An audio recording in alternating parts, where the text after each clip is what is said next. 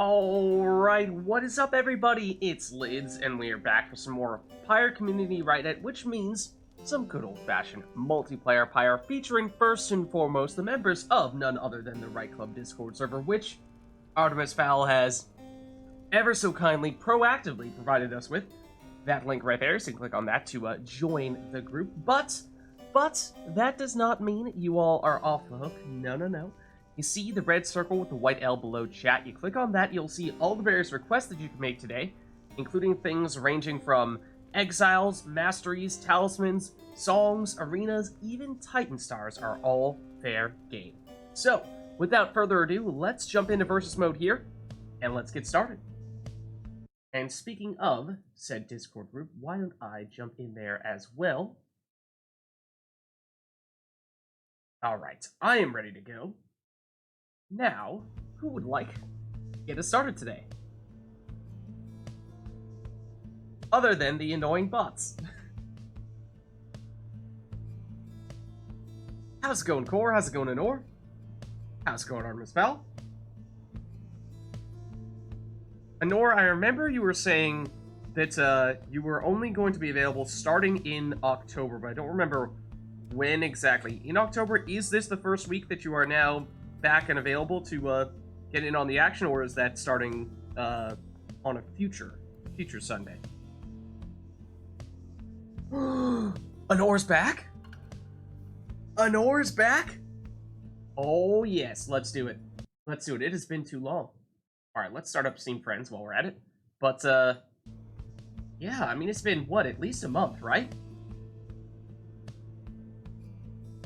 As of today. Wow. Okay, well, fingers crossed. Okay, I suppose get our hopes up too much just yet, but fingers crossed that it will work. So, let's send the invite to Anor here.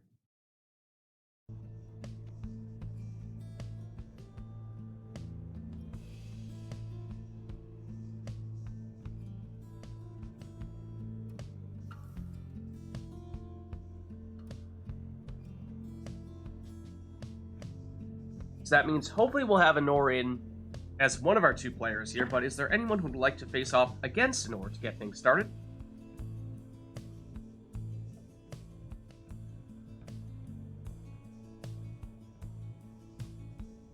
And Anor, why don't we just double check our mouse keyboard controls? Oh, and I just pressed mouse presets subconsciously, but I don't recall whether you go mouse presets or WASD. Steam Remote controls again. Alright, hold on, Steam Remote Play. Let's let Anor use mouse keyboard. There we go.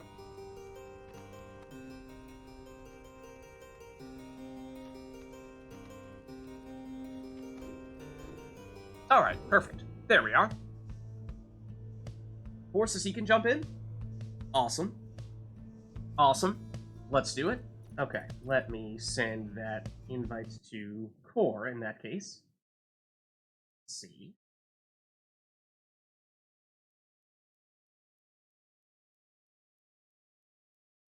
Alright, invite sent to Core. And why don't we set up Anor on player 1 here, because we already have Fireheart's Prime ready to go for player 2, and that'll presumably be who Core is looking for. I assume Anor, Nightwings for you, and Core, Pyrehearts for you.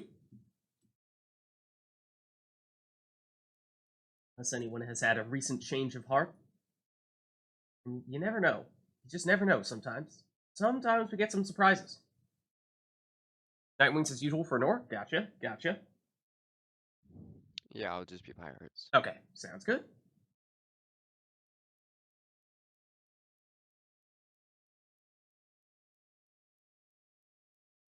There we go. Alright. So we've got our players in here, and let's just set ourselves back to our defaults. No, we will not be initiating Liberation Rite Protocol right off the bat, but let us know, chat, if there's anything you'd like to see for this first one, or if you're thinking, you know, we'd prefer to just give these two a chance to warm up a bit first. Oh, and let's swap the mouse and controller sets around here and make sure that Anor is actually on the Nightwings.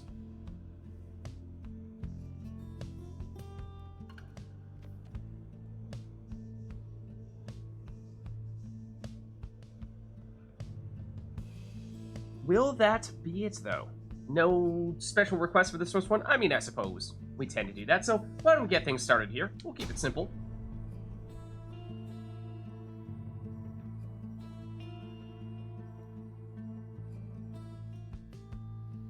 Greetings, exiles. You heed the summons to the Hulk of Ores.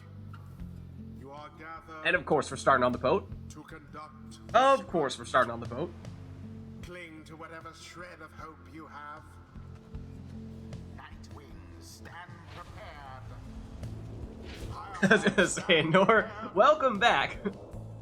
This is your reintroduction. Who shall conduct this rite? We'll throw you straight into the boat. No requests here, so you're free to take whatever you'd like.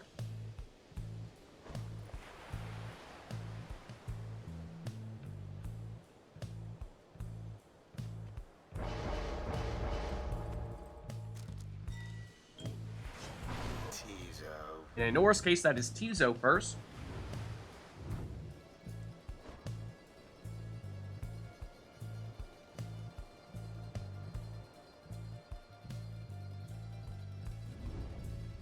Yeah, and with that Astral Eye, that's an interesting setup there. More of an offensive Tizo than we would typically see.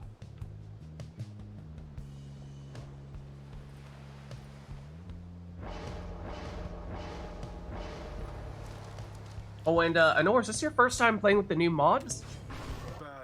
I mean, you may have played locally on your own computer if you've set them up yourself, but at least should be the first time we've had you in for RITE NITE with the new mods.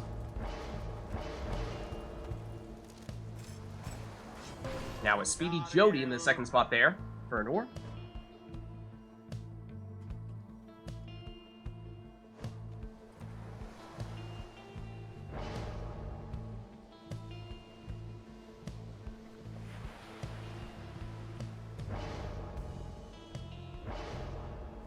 Okay, I see, gotcha. I would be concerned if Rotor didn't have his own mods.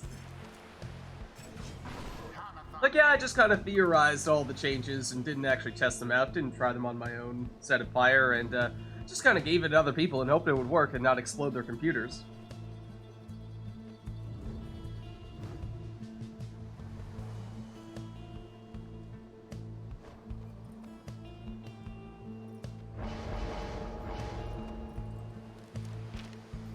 And of course, with Anor returning, that means we must see some good old-fashioned nutrition stick full Fred. Oh, and what is this? Oh no. Oh no.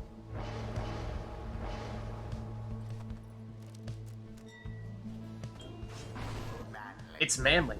A quarterback manly of sorts, if you will. A true rivalry. So here we go with our first run of the night, and it is Core leading things off here with a 30 damage plunge. Here is that Tizo that Anor set up for some additional damage. We may see Anor pushing forward somewhat aggressively with him.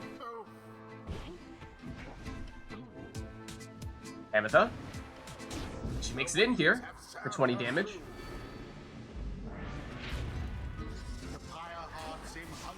Ooh, and Cass from Burfoot explodes in her face once she takes out Tizo. But still time for Panetta to make it in here. Burfoot and Tizo once again trading places there. That allows Jody to go through the portal though, but she gets banished quickly.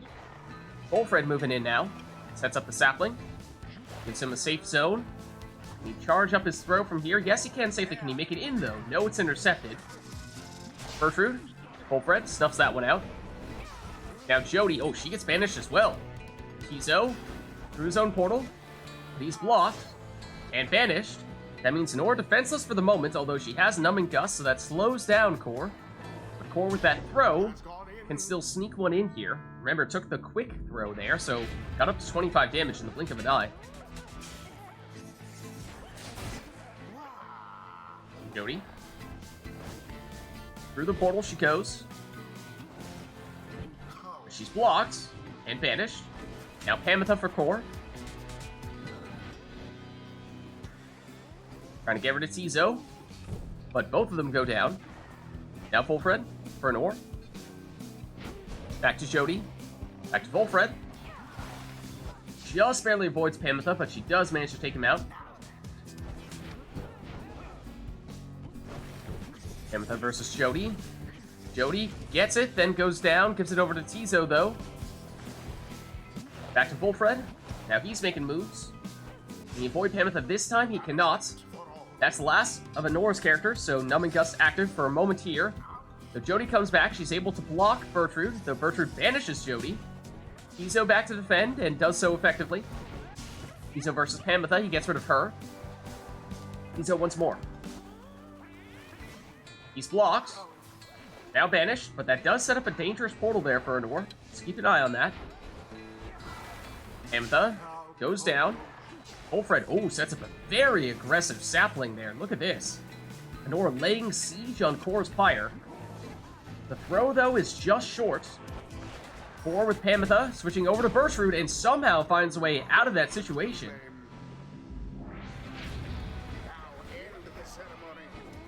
And of course, one score would be all that Kor needs here to trigger Rekindling. However, as is usually the case, I suspect Anor has taken 10 Rekindling, so we will see a second life bar from him. Volfred, that is. Jody stopped. Although, second attempt, makes it in here for a 30 damage plunge. Panetta has some room here. And surprising amount of time. It does make it in there, plunging and triggering that Rekindling, as we said. So that means Anor still holding on here, but of course is now on her second life bar. Panetta, waiting for her moment, but that was not it. Jody, time perhaps? Oh, but Burfoot back just in time to stop her. Here is Burfoot. Gets rid of it. Sets up the cast. Can't follow up with the plunge after that, though. Nor has the tricky position of finding the orb more or less directly on top of that portal. Make it very hard to pick it up, although look at this. Talk about laying siege. There we go. Anor did get it without going through the portal. Now goes through with Tizo, but he's blocked. Banishes one of the defenders, but now it's Kor with Panetta. Volfred setting up the sapling. Waiting for Panetta to move in here. She does get the orb back at least. Volfred tracks her down though. Tizo back to Volfred. Nutrition sticks his way out of there. Sets up the throw, but he's not quick enough to get it off. Jody, now for Burfoot, or has her hanging out near Anor's Pyre. Oh, look at that, Jody banishes two defenders. Makes in for the 30 damage plunge. Panetta and Tizo collide, banishing each other. And Jody did not have prayer beads, so she's out for this series. So this may be a tough one for Anor. Of course, can't afford to let up anything here with just 10 Pyre life remaining. So we need to find a way to get the job done with just Tizo and Volfred. But at the moment, both of them are gone. Does trigger Numbing Gust, so that will slow Kor down. Volfred has returned. It's Burfoot the Kor's attacking with.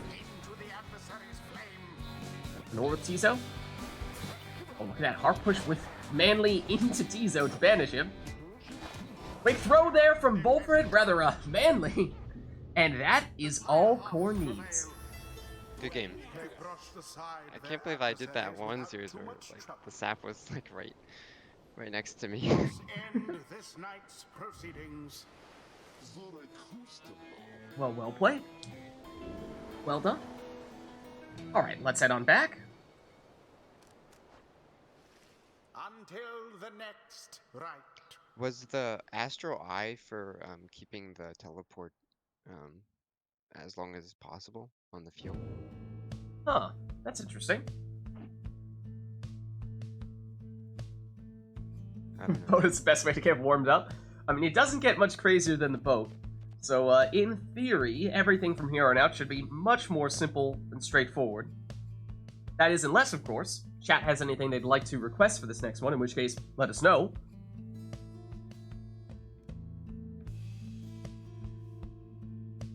Just wanted to keep last laugh. Just ignore the fact that I almost dropped a bunch of water on the ground.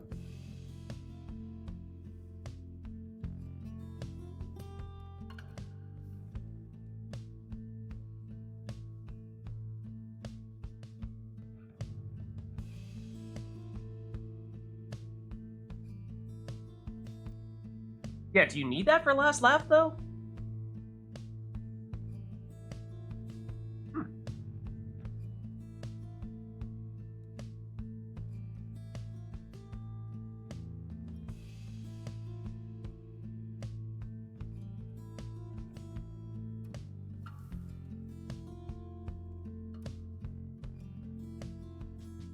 Yeah, I don't know, maybe Nor has some Galaxy Brain strats that I'm just not seeing here, but anyways, not seeing any requests here from chat at the moment, so let us know if you do have anything in mind, otherwise we'll just have these two go with whatever they'd like to take.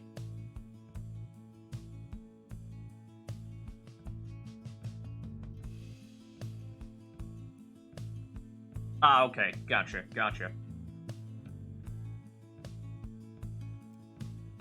No worries. Let's get back in on the action here.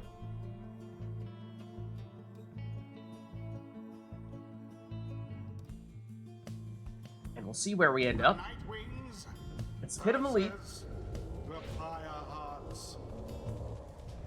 Welcome. Who shall conduct? And no requests, so you're free to take whatever you'd like.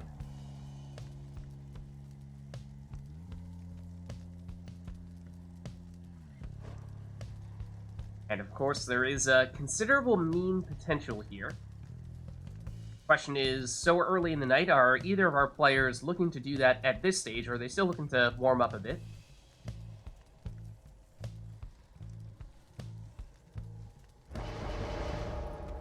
Oh, and I was just thinking, we were asking Lenore about the mods, which obviously primarily are there to change characters' colors. Then again, with so many characters, members of the Nightwings, it's not often that, or it's not as common for it to actually change the raiment colors, although here we see Enor deliberately taking Tamitha instead of Panetta, or at least thinking about it, or Saxiana.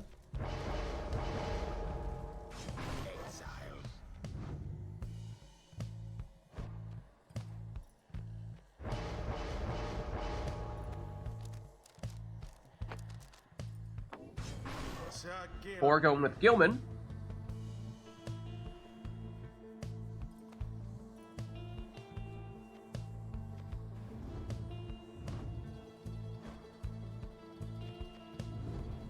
And a Titan Tooth Gilman at that. Can make it difficult for flying characters such as Harps. Making it into the Pyre in that case, well, with the stuns that Gilman will now have. Snore goes with Headwind.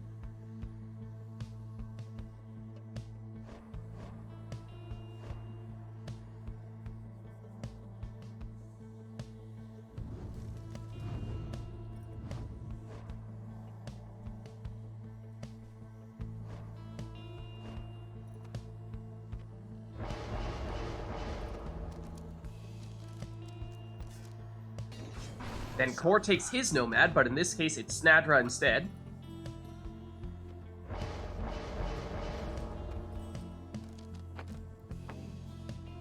Ooh, last one for Nor is a Cursed Talisman Jody. Taking that Black Claw, so she will keep her aura when she has the orb, but cannot cast her aura, and with a big demon aura, that means she could still be able to banish some people as she is holding on to the orb.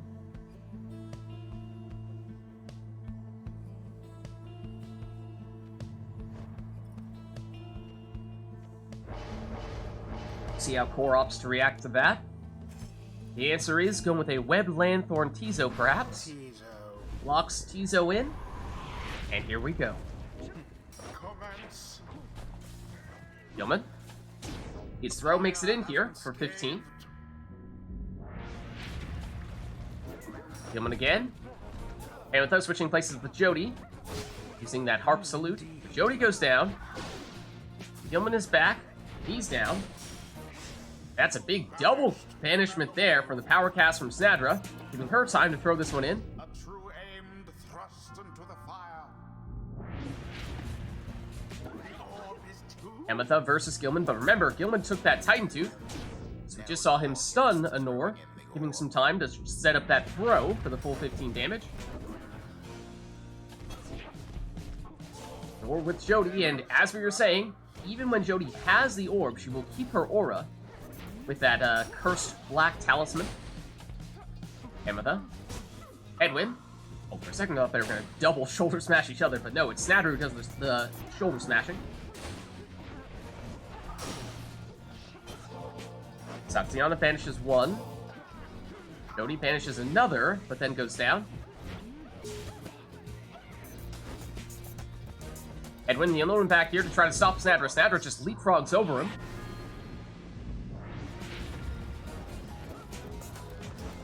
Gilman, his throw is a little bit short this time. Race for the orb. Gilman wins. Edwin back to defend, and does so. Edwin perhaps waiting to get some friends back because he's now, well, at least momentarily Nor was defenseless, but now has Saxiana and Jody back. Saxiana switches with Jody, and just barely gets that throw off before Core is able to get the banishment in with Gilman. Saxiana back over, switching to Jody. That was a stun, I believe, from the Titan Tooth, coming from Gilman. Saxiana on a banishing spree, switches over to Headwind. That may not have been what Anor was hoping for. Might have been hoping for Jody instead. Here is Jody, though, and she's able to stop Snadra. She goes down to Gilman. Here is Gilman. And he would have thrown it, but his throw gets thrown off, but he does stun the defenders. Anor able to recover, though, with Saxiana, and she makes it in here for a 20 damage plunge. And she did not have prayer beads, notably. So that means she's out for this series. That leaves Anor with just Jody here. But again, she can banish when she has that black claw, and here she is making it in for a 30 damage plunge. Once again, no prayer beads, but it's a trade that Anor was willing to make. Oh, look at that harp push threw off the aim on Core's throw, and that was the difference between perhaps him scoring and not. And then Saxiana plunges for the win. Good game. GG. What's up, Cam? Did you make it in time for some end-game harp strats there? And Saxiana looking like a Pam lookalike here. That is not Pam, I know. Looks may be deceiving. Until the next rite. Gotta love the harps. Alright, well, chat, let us know if there's anything you'd like to see for this next one.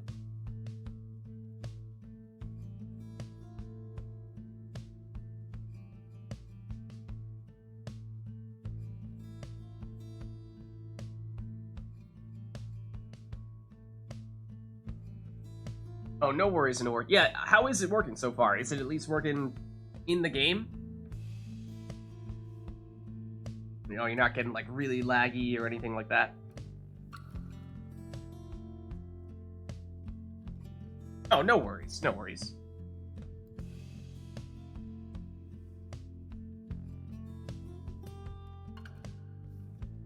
Yeah, as long as it's holding up while you're still playing, you know, no serious lag and what have you, then that's definitely a good sign, I think.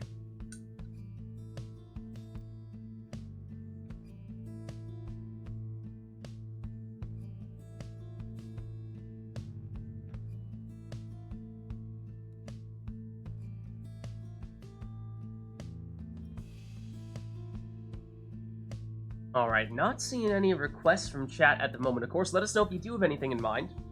Otherwise, we'll just have these two take whatever they want to take.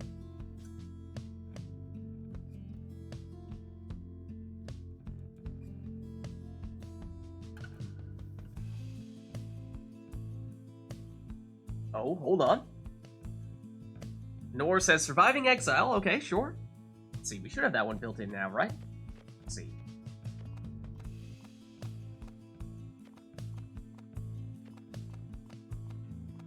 That we do. Awesome. Anything else, or just the song?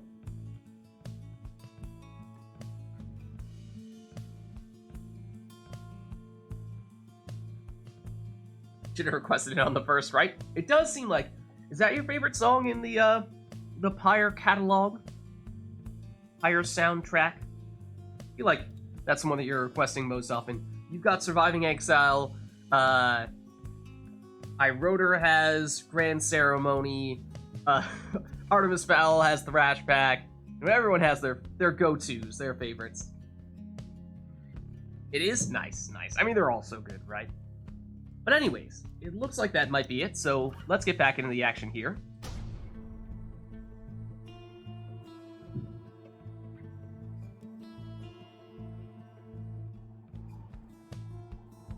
The Nightwings shall Alright, take well, the well. Pylons.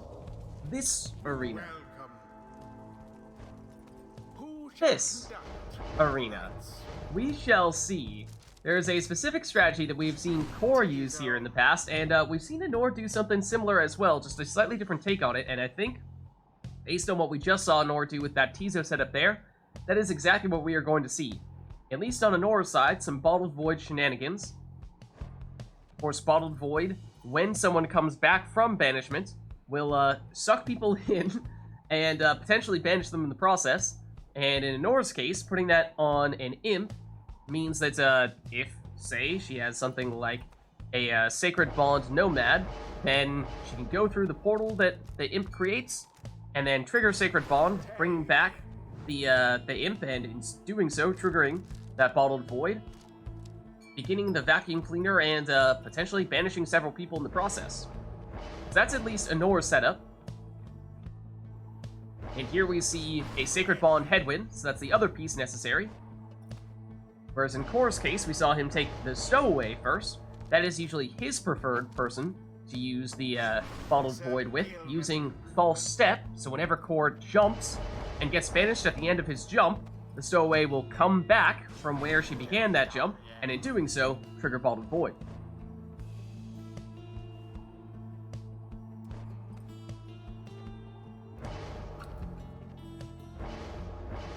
Then Core in his last spot will also have a Sacred Bond Nomad, just in case. His being Snadra. And here we go. Brace yourselves for some memes. We're going through and doing a lot of banishments with Tizo. But Stowaway is still here, and she jumps in for a 20 damage plunge.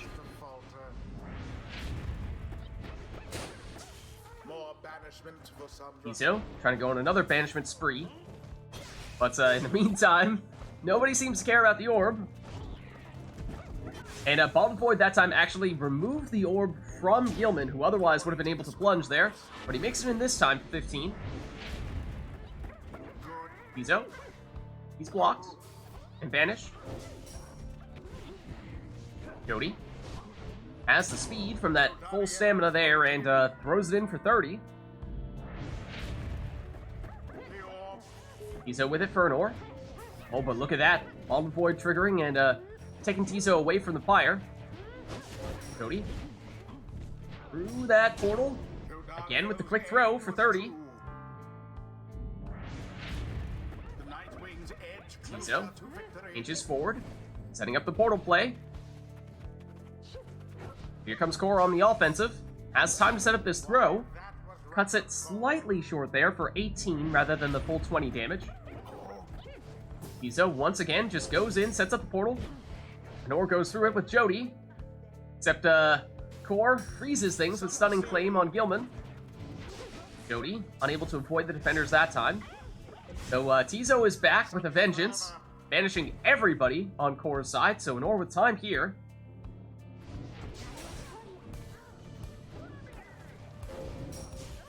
There's the Bottled Voids going off again. Core emerges from the wreckage and throws it in with Gilman for 15. Tizo, again, runs in, gets banished, sets up the portal play. Jody goes through, but she goes down. Now the Stowaway here for Core, back over to Gilman. His throw looks like this might be short. So Tizo scoops it up for Anor. Goes through the portal, but he goes down. Triggers Bottled Void. And the Bottled Void that time around actually preventing Core from pressing forward. So Snadra still has it here. And she's able to throw it in for 19 damage. That drops Anor down to 13, meaning one more score may be all that Core needs here, but meanwhile, Anor is plunging for 15 with Tizo. No prayer beats for him, so he's out for this series, and there is Core with a quick attack to take the win. Good game. GG. Or you could say they managed to avoid defeat. Yeah, that's true. Core is also never to return. Pyre Hearts, yeah, everyone has their go-to song, it seems, right?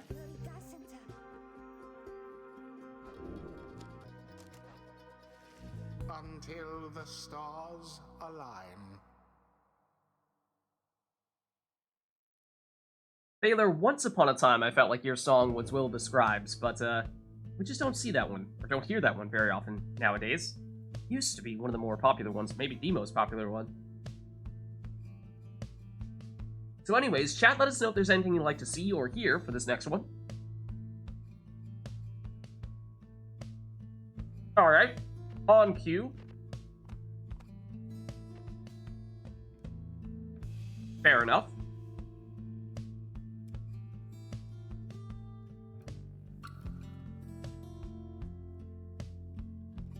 I mean, is it that Orlek is any less dominant? Or is it just that people have, you know, found more fun and unique and interesting compositions to use, rather than leaning on the Orlek Stinky Trash Man freight train?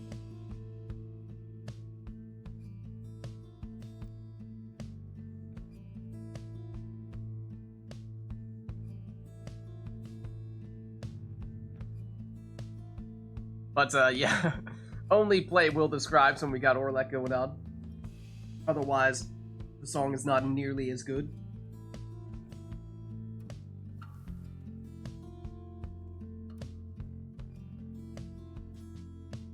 Yeah, I mean, I get that, obviously, that we banned him for the tourneys, but, you know, you can still use him. And still use him in Rite Nites if you'd like.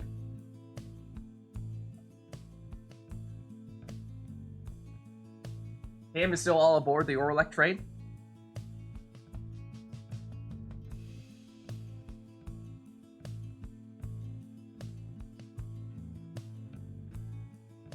There are those who still use him. It's just, it used to be, you know, we had to, it's almost like we only saw people not taking Orlek when we had requests. So if it was, you know, up to the players to choose for themselves, then we would see Orlek 9 out of 10 times. In some way, shape, or form. We don't right now. We only have Will Describes, but, I don't know. I'm feeling like there's a chance we might get a follow-up one for Orlek, but, maybe not. It's just Will Describes is Orlek's theme, of course.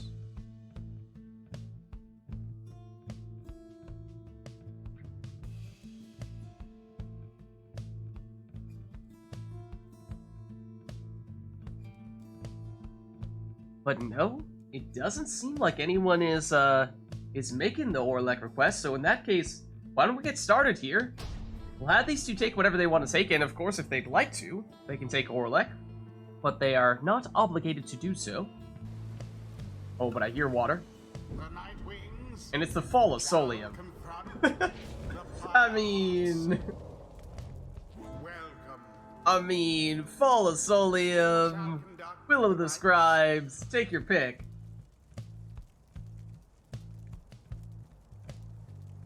But it does perhaps seem as though the stars are aligning in a certain way, if you know what I mean. Alright, and we're going Panetta first with prayer beads.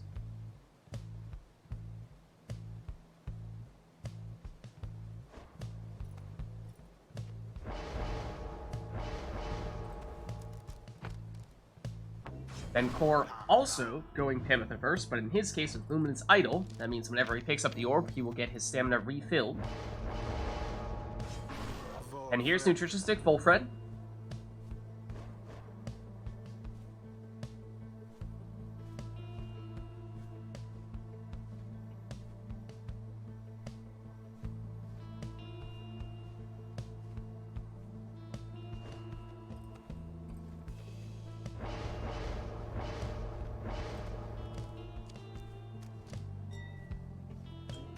And talk about things that are banned for tournaments. There is a saluting crone, of course, means that at least once during this match, Core will be able to transform all of Anora's characters into defenseless howlers. Now, of course, one of them is fine, but having 3 is something we banned for tournaments.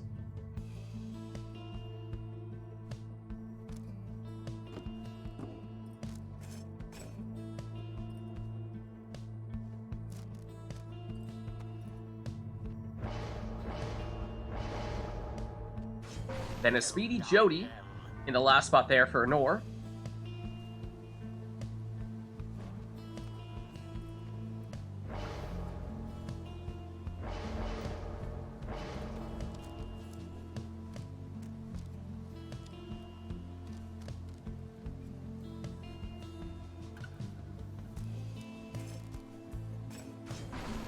And a Webland Thortizo to round things out in Course Case. So here we go. We had seemingly everything set up for an Orlek-themed Rite, and yet, well, nobody took Orlek. It's Panetta plunging first here for 20. So remember, we saw Core not take Prayer Beads. We saw him take Luminous Idol instead on Panetta, so that means that she's out for this series now. So Core attacking with Burfoot this time, and able to do so with a 30 damage throw. Panetta banishes one defender and makes it in here for 20, and again, does not have Prayer Beat, so she'll be out for this series.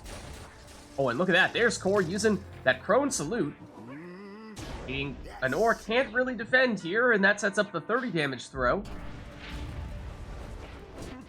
Oftentimes we see people wait to use that as their last score, but Core using it a little bit earlier this time. Panetta. Oh, look at that. Finds an opening here and throws it in for 17. That drops Nor down to 18, which means almost anyone on Core's team could finish this with one score, the one exception being Tizo. However, of course, Nor likely has that 10 rekindling with Wolfred. So all that would do in that case would just trigger that second life bar. Panetta has some time and space here. But can't quite speed past Burfoot. Oh, getting laggy here.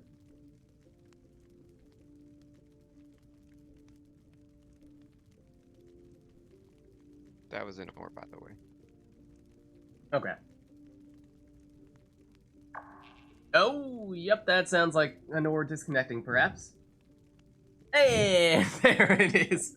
It's just a matter of moments, like, just give it a 3, 2, 1. Boop. Alright, let me try getting you back here, Nor, in that case. Let me resend you an invite. Alright. Invite sent.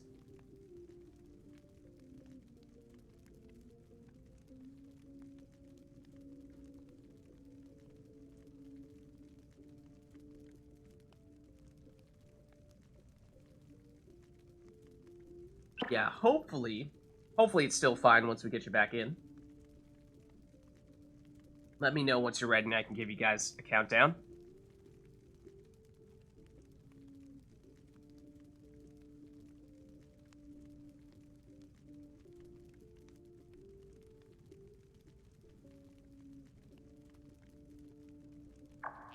Oh, that doesn't sound good.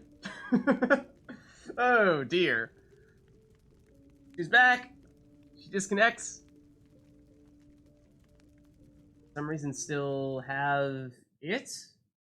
It as in the game? Or it as in connection problems?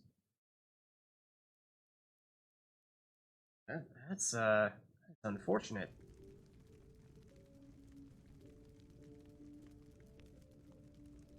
Okay, yeah, I mean, hopefully it's just a little fluke. You know, hopefully the internet gods are just not smiling down upon us at this very moment, and on a later occasion, perhaps they'll be more merciful and give us a little bit more luck on a future occasion. Alright, so in that case, why don't we get someone else here to jump in, fill in for Nor? Is there anyone in chat who would like to do so? It's connection problems? Yeah. Yeah, I mean, we'll probably end up just resetting, you know? I mean, if someone wants to jump in mid-match and pick up where Nor left off, then they can, of course, but in all likelihood, we'll probably just reset and do a new Rite. Cora's like, yeah, sure. Why not?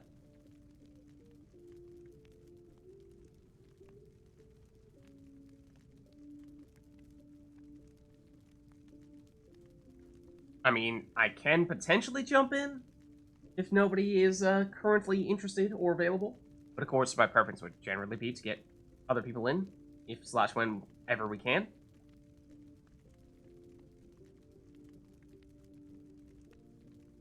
So any takers there, or shall I be the one to replace an ore here?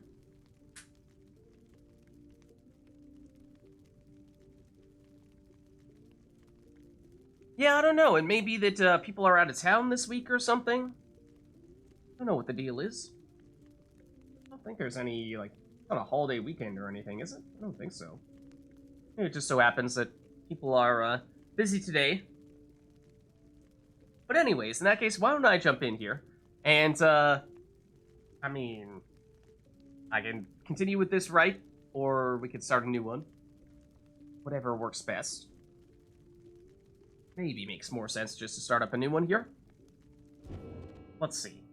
So, in that case, I'll jump in, presumably as player 1 here. No worries, Baylor. I don't have to be Pyre if you would like to. That's okay, I can be True Nightwings or something, it's usually my backup.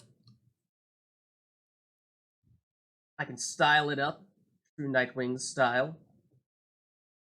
Actually, come to speak of it, I'm interested. I have an idea, something I'd like to try out with the True Nightwings. Give me just a second here to actually switch myself over to True Nightwings.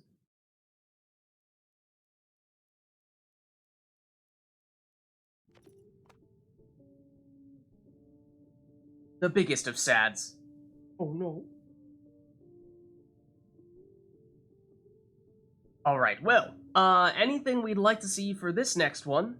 Or, would you like for us to just take whatever we'd like to take and nothing particular in mind for it?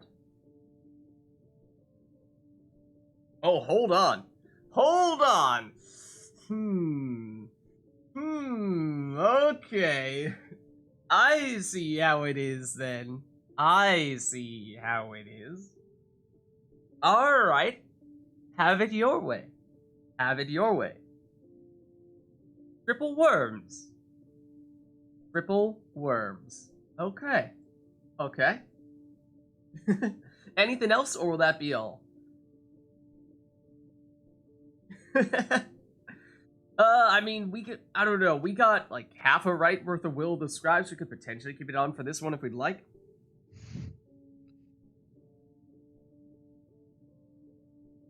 I'd say we should probably not do the stunning claim strats.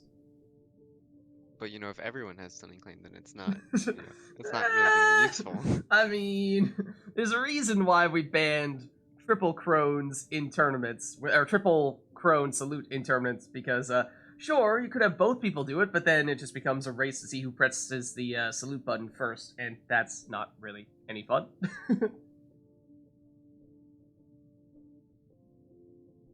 Nor says yes, it's banned. Okay. Let's jump in then. Is banished. Is banished. The stunning claim strat is banished. The true Nightwings shall now face the Pyre Hearts. Okay, so this may not necessarily be the right arena for this, Who shall but conduct I am... the Oh, hold on. rites? Controller is not plugged in, and I'm holding my controller as if it is. Silly lids. I'm moving my analog stick and nothing's happening. Why is that? There we go. Okay, so... what I'm wondering is, can we super style this one? Can we super style this one? Oh, but no, we have to go all worms. We have to go all worms. That'll have to wait. That'll have to wait. So, let's see. We're going triple worms. That means we got this, we got this, we got this, and we got, there you are. Hold on. There you are. Sir Gilman.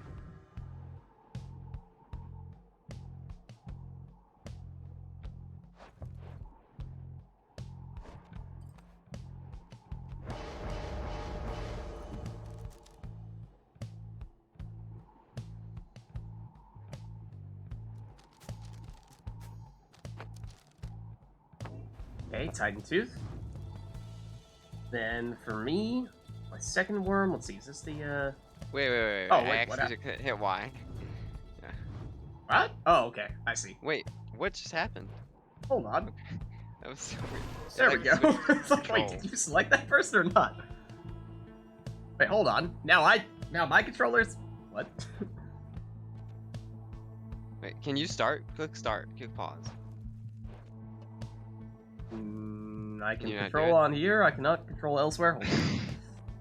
That's usually... I mean, that has happened to us many times before. I don't think it's ever happened when I personally have been playing, which is weird.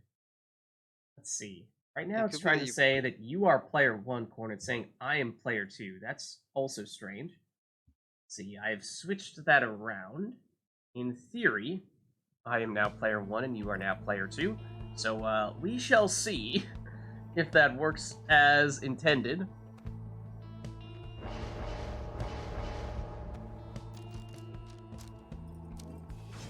It's a deluge.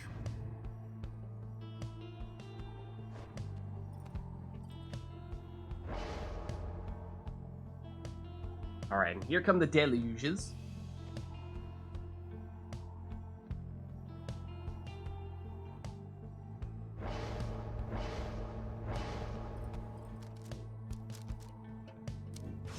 It's a deluge. Then, last but not least, Lady River.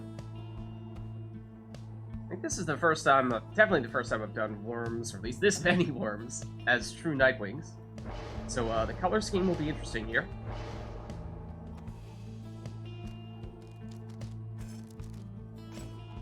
Alright, I'm all locked in. Oh yeah, and I'm gonna have to take a mental note of who has which of the talismans, because usually that is much easier to determine when their colors are more different, but there are still some differences, of course, but take a little more attention to detail to make sure that I'm not plunging with someone other than Lady River.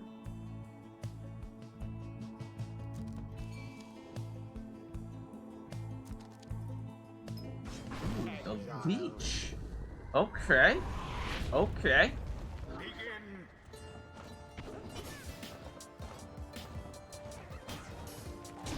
There we go. True Nightwings are first to strike their adversary's flame. Is that Gilman? Oh, that was supposed to be Lady River. Oops. My bad. Flame is stricken. The two triumvirates are neck and neck.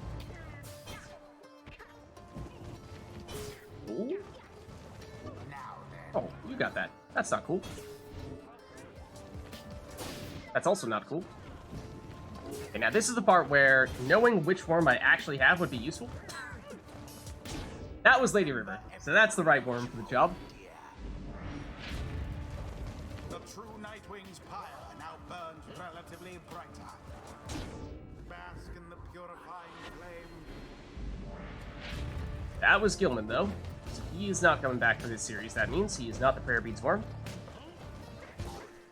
Oh, that's your Titan Tooth worm. That's no good. That, I'm afraid, is no good. Orbs engulfed. Does bring Gilman back, though. There we go. Hello.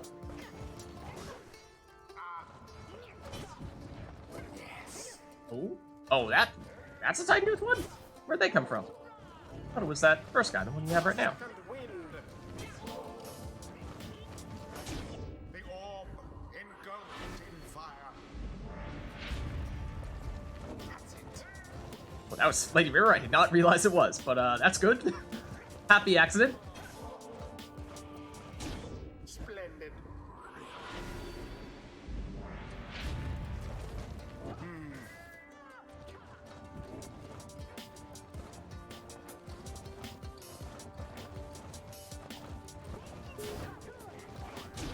Righteous fire. He's a sacrificial worm. Once more like that, and we are finished here.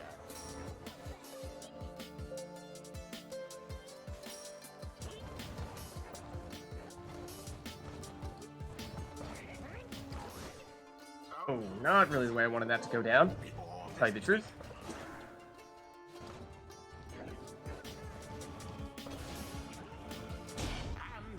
GG. Good game. The true Nightwings prevailed. 'Twas as though the scribes themselves stood by their side. The rite is done. I don't know about that. Let's just say there's a reason why the two of us are the ones who are usually representing the Pyre Hearts. Till the next rite.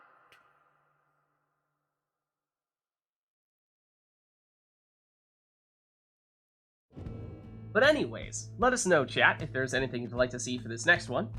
Otherwise, we'll just get ourselves reset to the defaults.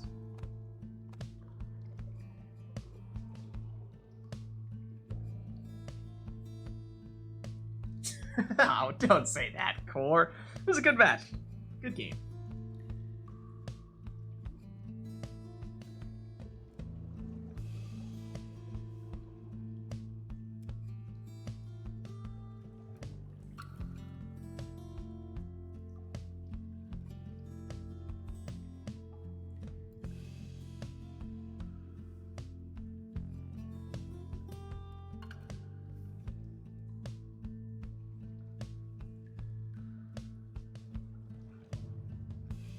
Alright, not seeing any requests here at the moment though, so maybe we just get back into the action.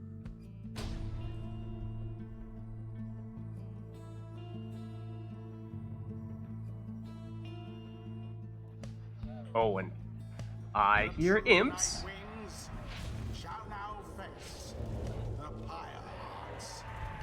Welcome. Okay, so I was saying I am intrigued by the prospect of going super stylish with all savages. Savage, true Nightwing style, you know what I mean. Is this the right time and place to do it though? Is my question. Because of course, probably no surprise to you guys, but I would argue Pit of Malith would be the ideal place to do it. Then we can partake of the savage orb bouncing off the wall memes. But is this suitable enough location, or do we deliberately say, let's wait for the perfect situation? I say, maybe we do that. Choose Maybe we do. someone. In which case, who else are we interested in stylistically, fashion-wise?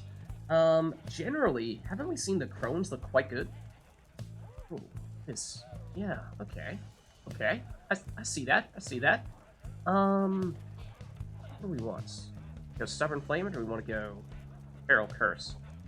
I'm not about that Feral Curse life, so, maybe we go Stubborn Flame instead. And yeah, we'll make you a Throwing Crone. Bertrude.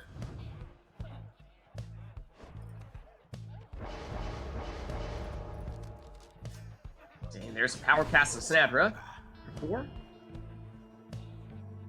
And who else are we interested in, fashion-wise?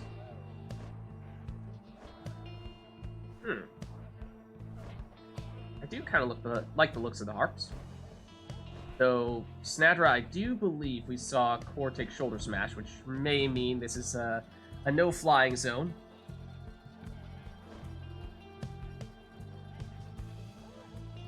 Yes, that is the case.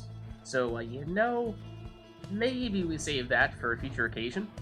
So, it's a good alternative then. What if we do, you know what? You know what? What if? What if? Well, Let's see. Let's do Iggy. And what's gonna be the best combo here? I think I want Fierce Presence. I want Crushing Heal. And then I was inspired by the Black Claw demon action. It's something that we used to see a fair bit a year or so ago, but it has very much fallen out of favor. But of course we saw Nor doing it a little while ago today. So it's good to see it making a bit of a comeback.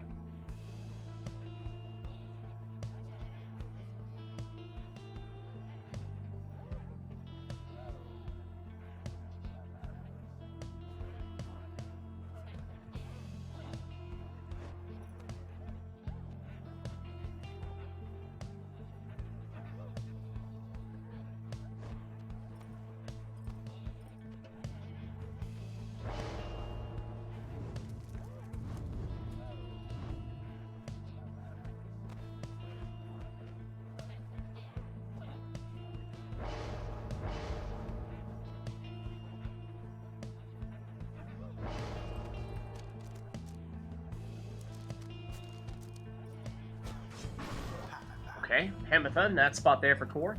I just thought of a better synergy to set up the combo that I'm looking for here than what I have primed and ready to go now. So, okay, you know, we'll try it out, but we may have a better version of this to do on a future occasion.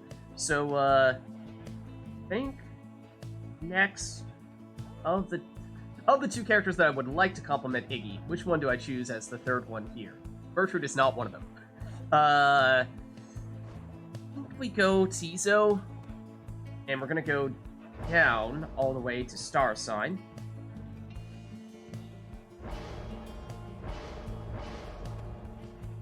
And for you, I mean, why not the Web Lanthorn? Tizo.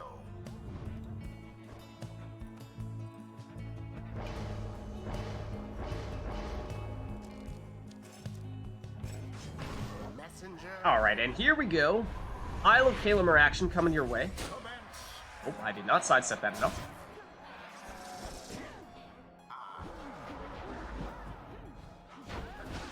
I'll take that, don't mind if I do. Excuse me? Imps? Could you not do that, maybe?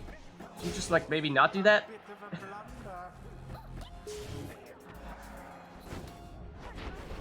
a blunder. Oh no, it's not directly on top of my portal. Hold on.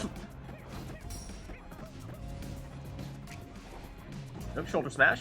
I would like to stay away from you. No! Oh, and, well, that was bad. Stands unopposed. Glory first to the Pyre hearts. Alright, here we go. Okay, thanks, Sims. No orb for me, apparently.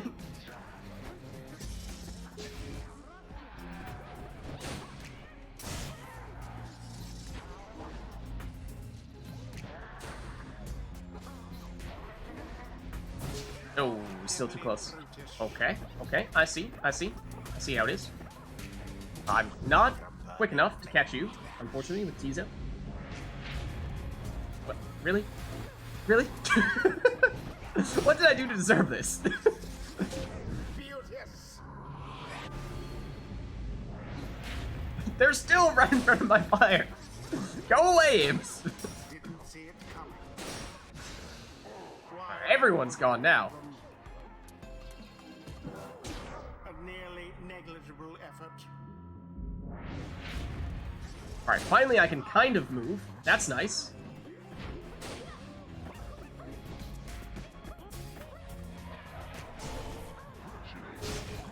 All of the true Yep. Burfoot back in 2. Is that fast enough? It is. almost got through. No.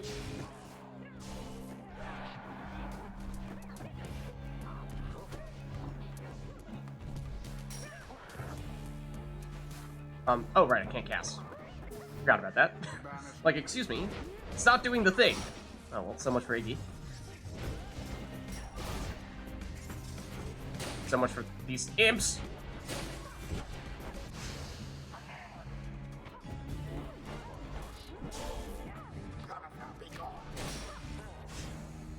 Banished. This is not going terribly well at the moment.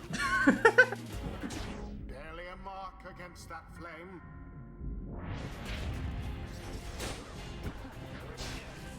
Good.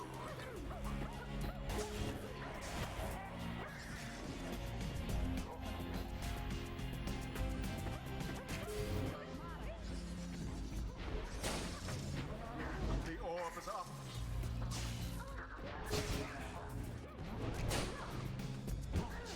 Excuse me? You're supposed to get knocked back? That's rude. United in banishment. Not much force of will. What's up, Amanda? How's it going? How are you? I'm, struggling mightily at the, Isle of Kalamer right now. Everything that could go wrong is going wrong.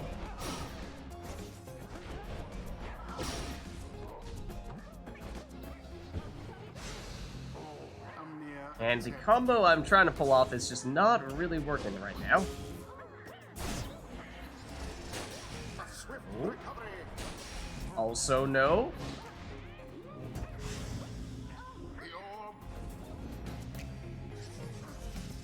Where? Oh, that's where the portal is. The place where you're just hanging out. Right. I might have known. Oh, yep, you still had someone there, didn't you? Didn't you?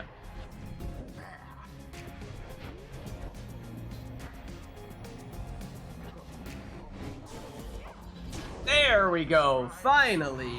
The finger guns. That's what we're trying to do here.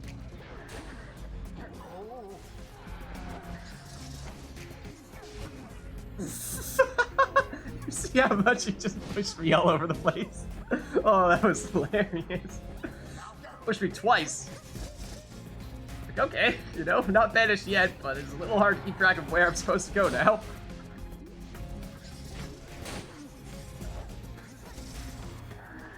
That's not gonna make it. Oh, please go away. I did not want that. I did not want that.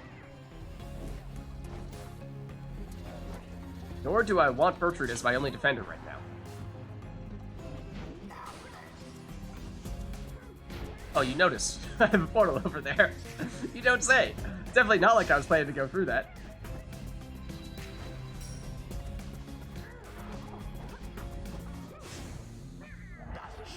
Okay, mostly just trying to buy time to get some people back, but I'm afraid even that was not enough.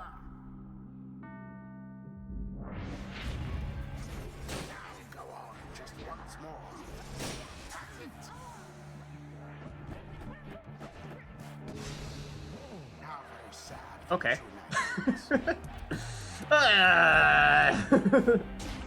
That's not enough, of course, because Stubborn Flame is active here, but next score the core gets here will do the trick.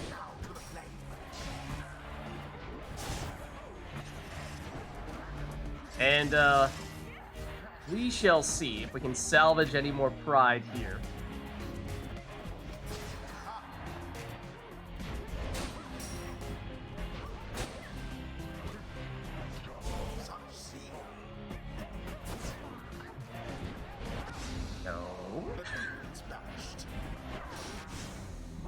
Oh, okay.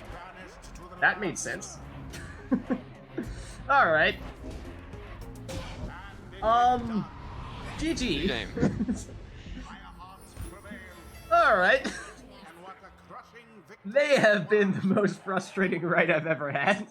The rite is ended. I also could have ended it right before that round because I had the plume.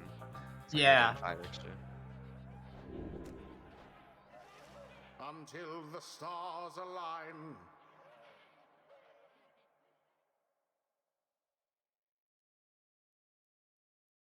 Alright, well, chat, let us know if there's anything else you would like to see, preferably not the Isle of Kalamer.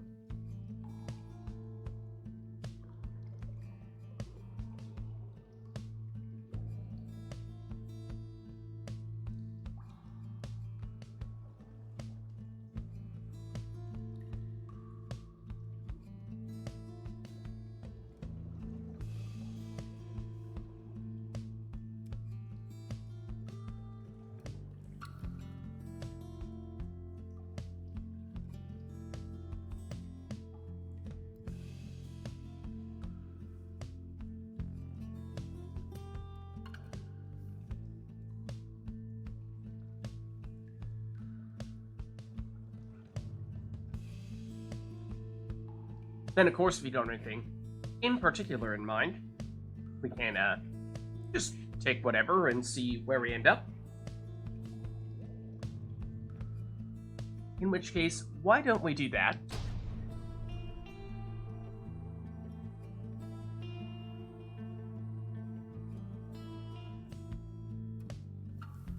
The true Nightwings. Okay, it's the book. The Pyre Hearts. Welcome. Maybe I'll give it one more try The rites. to do this combo. And as I was saying, there's one other thing that I thought I could potentially change that might have made it a little more effective. So I think what I'll do, let's take the Tizo first.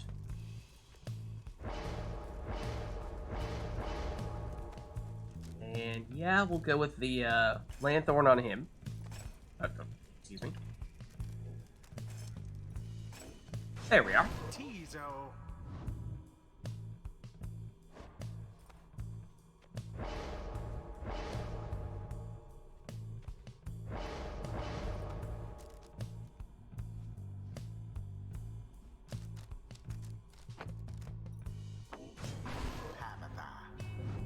Okay, then I think we'll put Iggy here. And this will be the same setup as last time. I think it's probably best.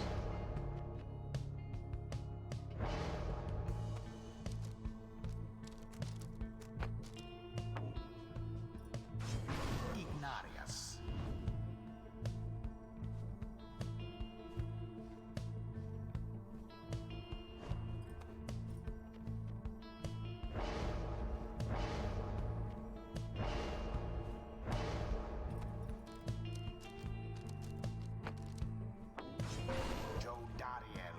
Then the new piece. Oh. Hold on. I didn't mean to do that. Gilman! No thanks. Deluge, you're up next.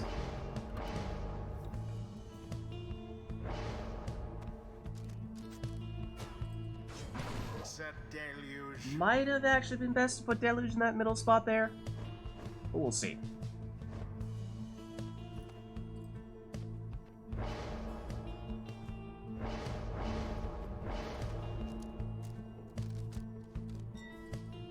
Oh, and that. What?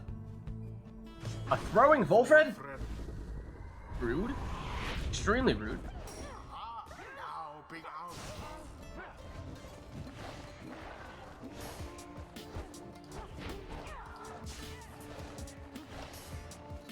Hello.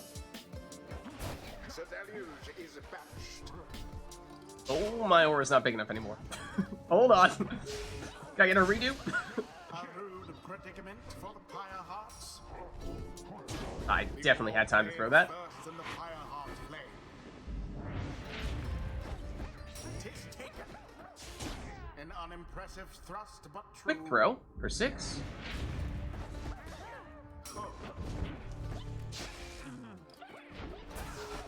Okay, oh. Amethyst still standing.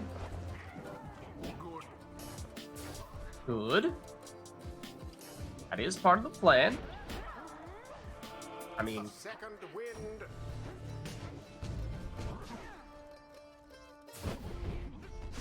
oh. Oh, hello. How brazen indeed. Not really where I want my portal anymore, but okay.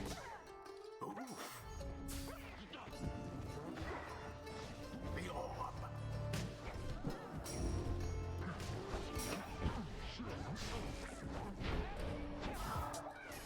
One moment, please.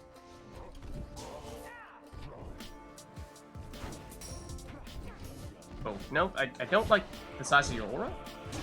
Ignarius shows us his ferocity. How very fortunate for the true Nightwings. Oh, didn't quite get rid of that in time, I'm afraid, and I just walked straight into you. Oops! The orb has hit the mark. How very fortunate for the Pyre Hearts. Ah,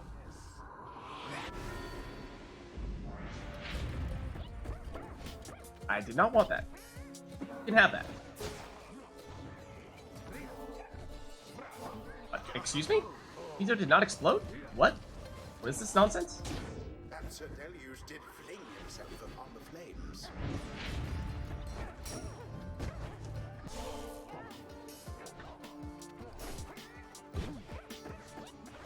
Ooh, almost time. Almost time. Okay. The orb flies true. The rite has nearly ended.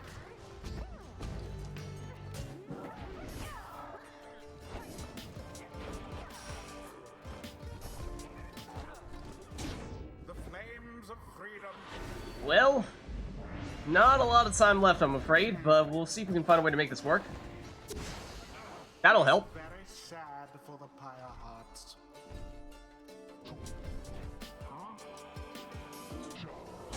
A rather cunning trick.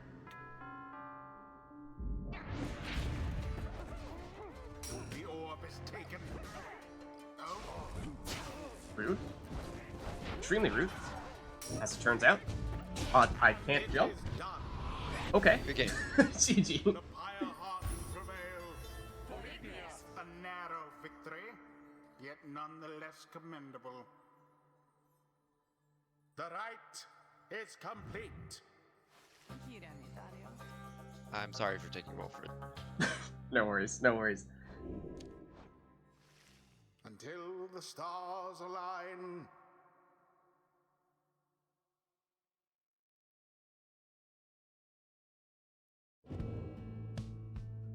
Alright, well, chat, let us know if there's anything you'd like to see for this next one.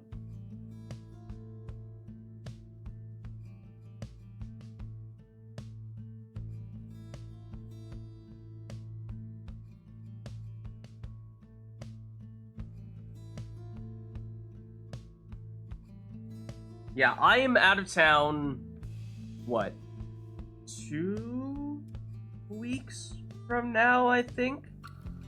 So I will be unavailable then.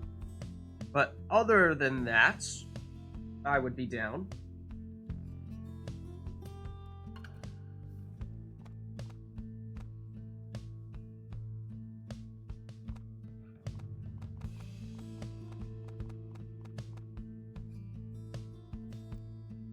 I want to do Halloween colors.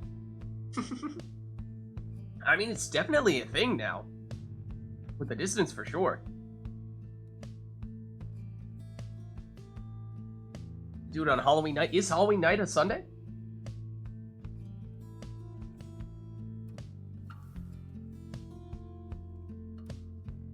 Yes. Oh. Interesting. Interesting. Okay. Okay. I mean, it's a non-zero chance that if we were to do it on... Well, I mean, I suppose no matter what type of RITE Night we're doing on Halloween, there's the chance that I could get trick-or-treaters raiding my house. Kids, get off my lawn! But it's Halloween. No candy for you.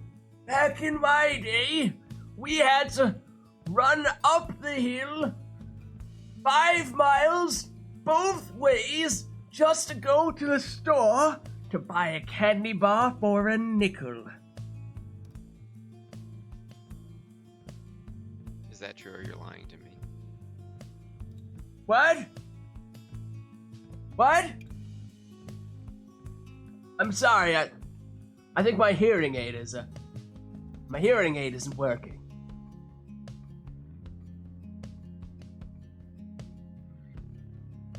Narrate New World is old lids.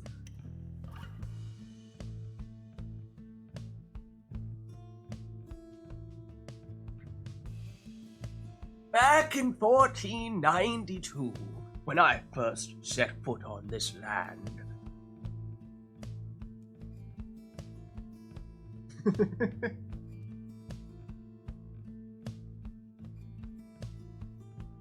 Well, anyways, not seeing any requests for this one, so, well, should I switch you over to, Dissonance with your little sigil as well? I suppose so. Sure, yeah.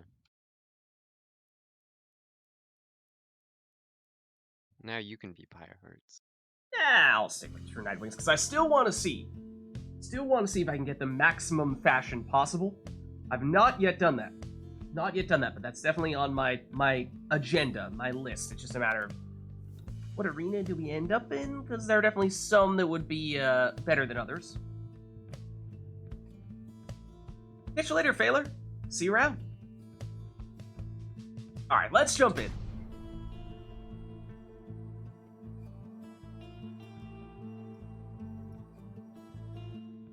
Oh, no. The true Nightwings versus... This is probably not a very good place for it, unfortunately. Welcome. Not as much meme potential here, I'm afraid. That is a bit of a shame. You know what I haven't done in a little while? I feel like is kind of tempting here. I mean, what if... Probably not the best place for this either, but sure, why not? We'll go for it. This will go Barker first.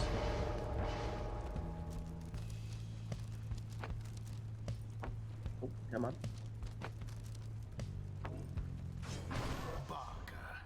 Barker. Who has the most Halloween color raiments, does it seem? Amethyst got a whole lot of orange, but not a lot in the way of black.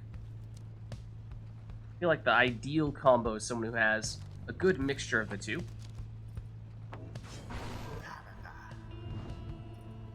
Alright, and well, I mean, you probably guessed it. Probably guessed it.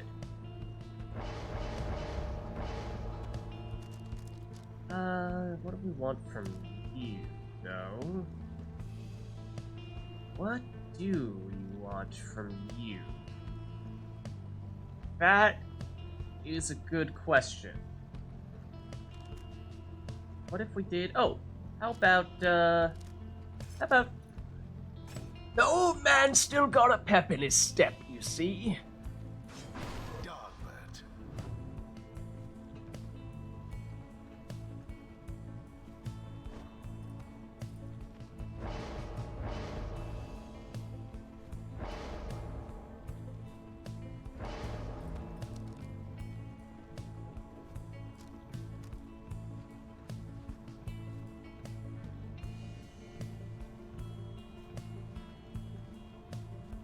Oh, interesting. Okay. So harps might actually be a good option in that case. When it comes to the coloration for Halloween stuffs.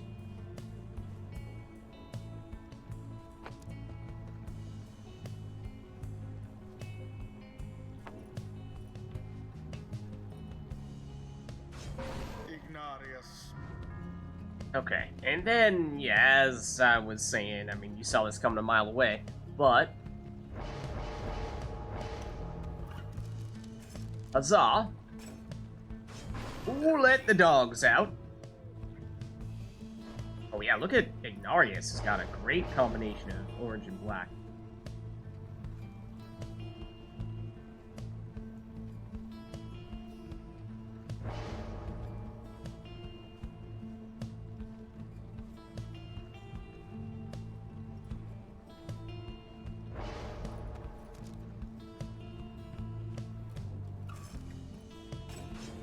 Messenger. Yeah, and the harps as well. You're not wrong. You're not wrong about that. Glory first to the true Nightwings. Okay, now the question is, do I remember which of my curs have the other talismans? Because I very much do not. Oh, the brazen manners. The brazen manners, except just a tad too slow, you see. Ooh, you pushed me. Pushed me, kind of toward the pyre, thankfully. I'm totally going this way. I'm totally going this way. I'm definitely going this way. I'm actually going this way. Oh, Is that double Titan Tooth? No, apparently not. That was not my Titan Tooth cur, apparently.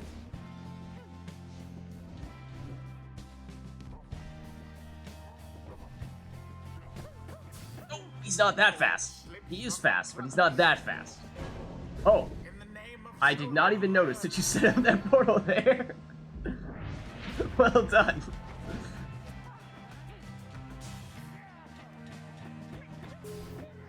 Orb, if you could please come back sometime this century, that'd be great. Alright, well there's another portal that is right on top of my pyre, so that's also fantastic. Love to see that.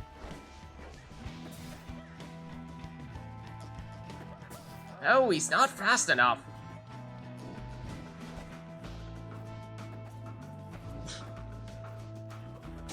No, what? I was jumping on top of the pyre!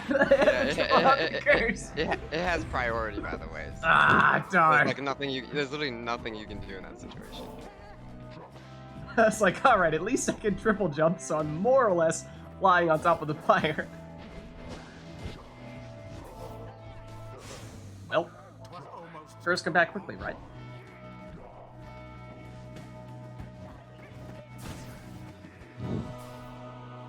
Man, that was the world's slowest throw charge up there. Not sure why either. orb is up. Yeah, I do really like the harp color scheme for the distance, you're right. It's good. It's definitely good. Oh, okay. Never mind. Is that a double Titan Tooth? No, it was not. They fought. Where is my Titan Tooth Cur? He doesn't exist. Who is it? It's Parker, isn't it?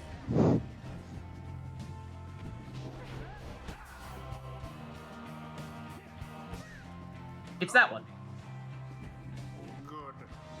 Shall it be indeed?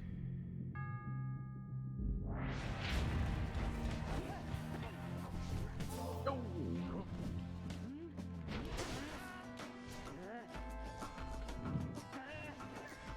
No, no, not this time, not this time. Both banished. No silly portal setup for you. That a double Titan Tooth? That was, wasn't it?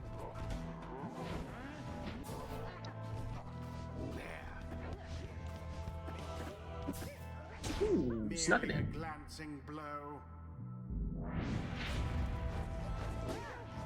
This is double Titan Tooth. Ooh, not quick enough on the jump, I'm afraid.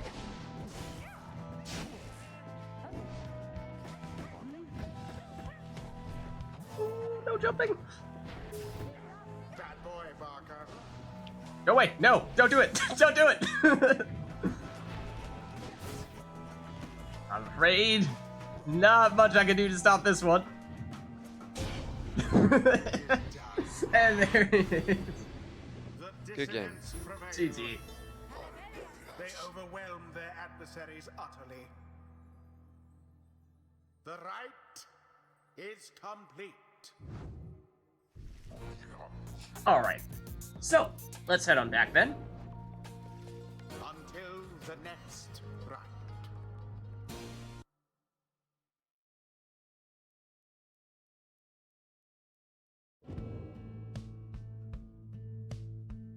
Okay, so, well, chat, let us know if there's anything else you'd like to see for the next one. And Core, do you want to stick with the distance, or are you looking to switch back to the Pyre Hierarchy? Yeah, I'll stay with Dissidents. Okay. Also, if anyone else wants to join, they're welcome to. Right, well, But chat. But I guess you also want to get out. You want to other people. Yeah, I mean, it looks like we don't have quite as many people as usual this week, so, I don't know, we may end a little bit earlier, we may, I don't know, we'll play it by ear a little bit and see what the best way to sort it all out might be. We'll figure it out.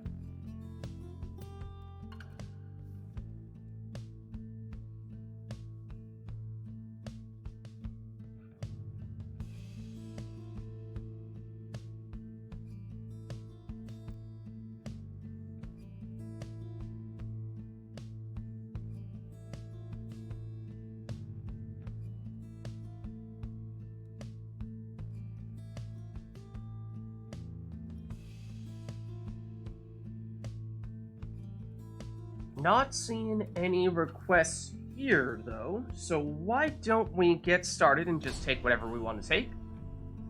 Waiting for the opportunity to break out the full-blown stylish team. I think this is the true cairn. Nightwings It is. Shall take on the dissidents. Hmm. Welcome. I mean, there's the obvious Who choice. shall conduct the rites? Alright, we'll go for that meme, in that case. Maybe I'll go the Nor setup this time, and I think we all know what's gonna go down here. Let's see. It was, You know, I just won against the Anor setup. Well, I mean, I'm just looking to mix it up a little bit. Not necessarily looking to have both people set up exactly the same way, but I mean, we could, I suppose. Messenger imp. I'm usually just messing around with different setups. Tay. Okay, so now let's see. Other piece is I need a Sacred Bond Nomad in one of my two spots. But my third character could be just about anything. So...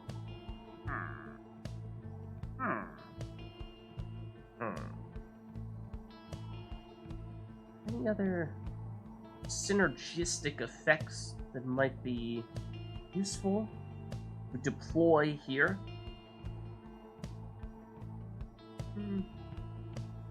Not really sure there's anything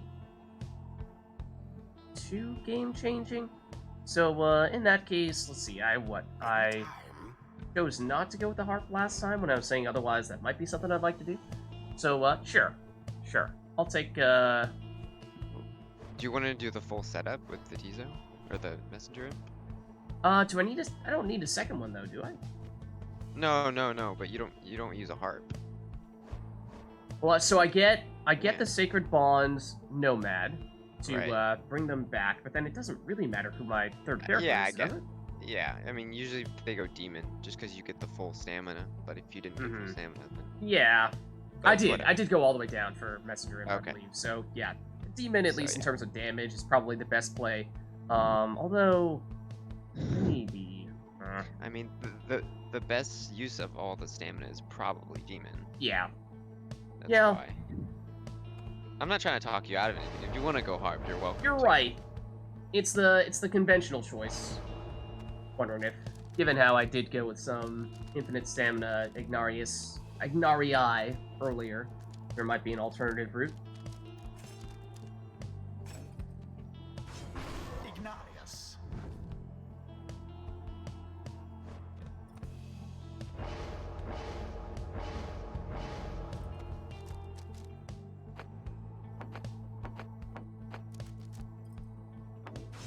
Sir Gilman. And a Titan Tooth Gilman for core. And for my last one, as I was saying, it does need to be a Nomad. And it does need to have Sacred Bond. Let's go, like, Critical Strike, focus on the power casting, we find settling for Shoulder Smash.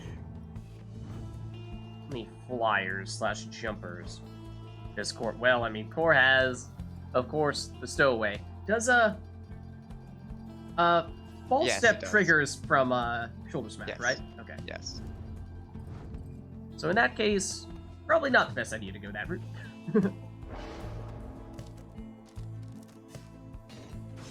Sandra.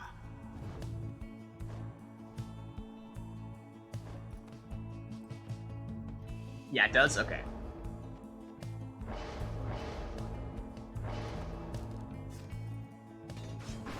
Alright, well, here we go. Bringing on the Bottled Void. Oh, did I even put Bottled Void on?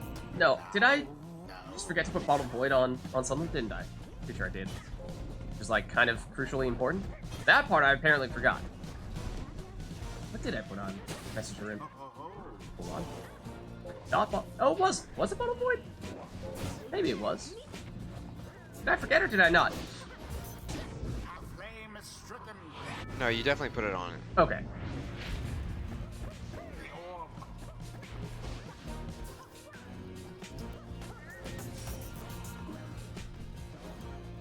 Nope, that's still enough on it. The orb is taken.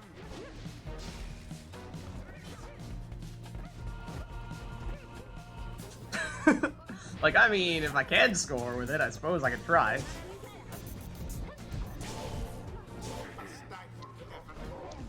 Oh, there it is. Look out. Here comes the Bottled Voids. Bring on the chaos. Also, if I could get to the orb here, hiding behind that hockey puck, that'd be great. No, run! Run for the Bottled Void. Absolute chaos. Absolute chaos. The total number of banishments in that corner there, I don't even know what it was. It was a lot.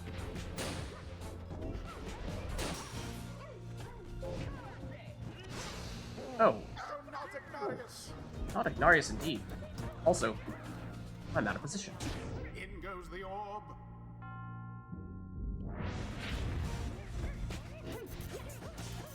Oh no. Run, run, run! Run for the Bottled Void! Do some 360s.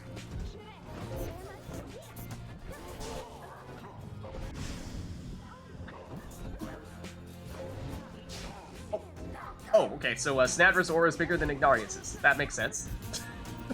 What? The orb flies. No, I think there's a respawn invincibility. Okay. What soul like that? Ooh. Audacious are we?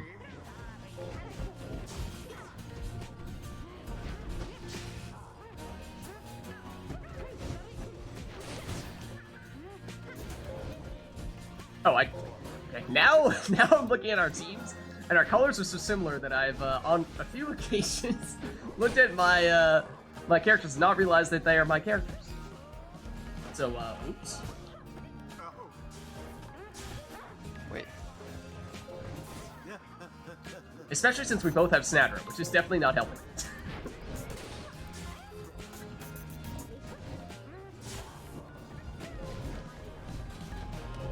No, stay away from me with that bottled void dark magic.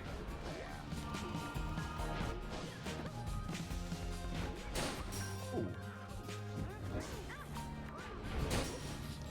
Not get mine off this time. GG. Good game. So chaotic whenever that happens. Yeah. They vastly outperformed their adversaries. I love the orange. It is good. But, for some reason, that time in particular was more noticeable that our colors are pretty similar. Yeah, that red is close to the orange. Until the next rite.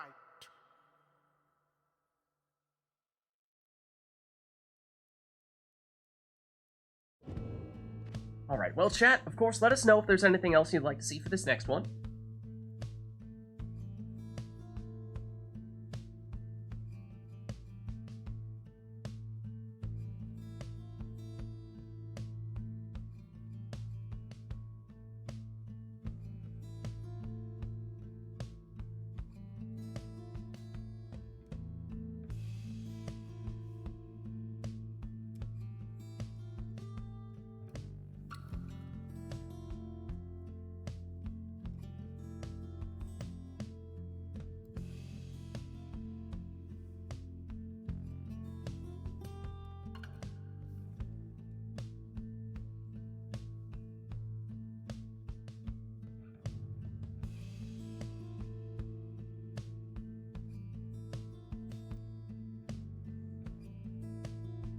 Alright, but, oh, hold on, I was about to say, not seeing anything here, although, just as I was about to say that, we got a Grand Ceremony from Manor, okay.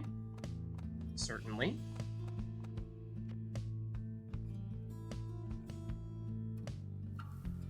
I didn't even realize that was a C, not a G, no worries.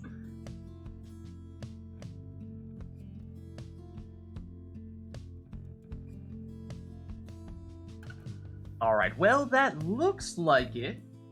So let's get started here. Just waiting for the opportunity to break out all of the style, all the fashion. The true Nightwings And I might have to settle for this. Like I was saying, I was hoping for Pit of Malith, but this may just have to do. the rites. This may just have to do. So, well... yeah, you know, we'll find a way to make it work. We'll find a way to make it work. Of course, front and center, he is the most stylish man in the downside, Gareth. Without question.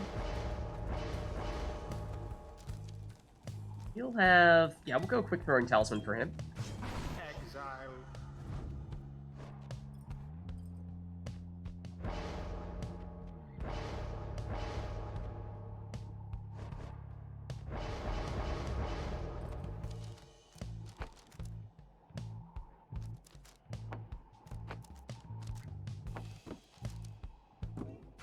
Exile. And then up here we'll go Palmer. Oh man, these colors are gonna get very confusing. Okay. And for him, we'll go... we want the Twilight Shard for being greedy with our damage. We just go with the Banishment with the Shooting Star.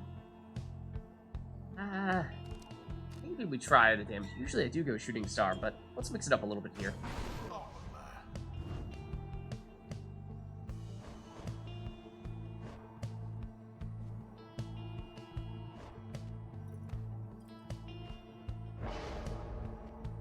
Oh, and if we're talking the Halloween themes, then, I mean, isn't Udmilda the witch Udmilda?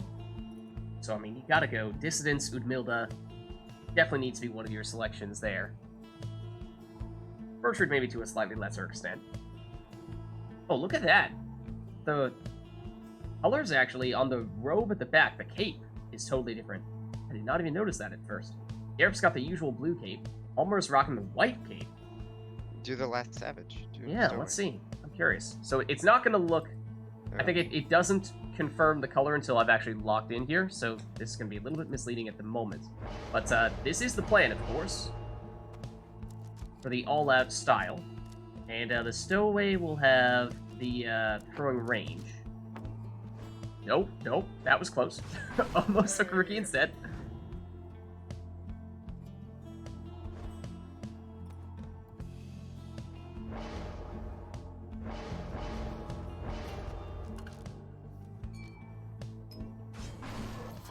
Okay, let's see. Oh, she's got a black cape. Wow, she looks totally different.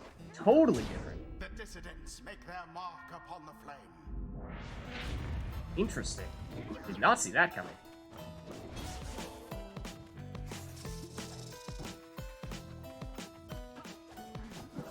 Flung with force of will.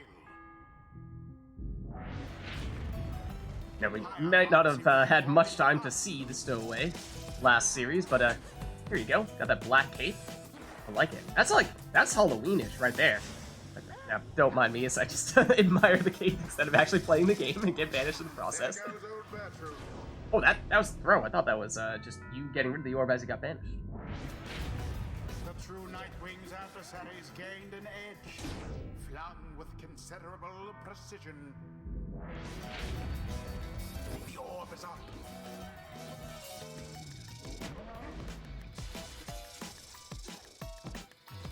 Run.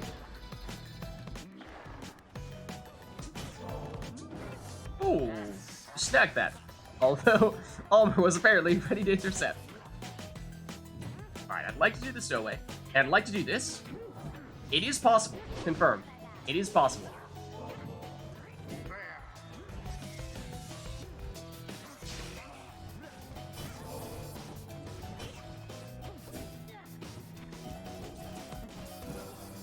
There we go. But a little splash.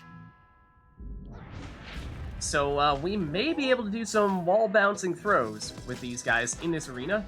That's why, of course, I was hoping to get... Oh, not quite quick enough to get the jump off, but that's why I was hoping for the Pit of Elite, because that is definitely the preferred location for that stuff. Was flung right in. Never really tried it here in the Bridge of Gold.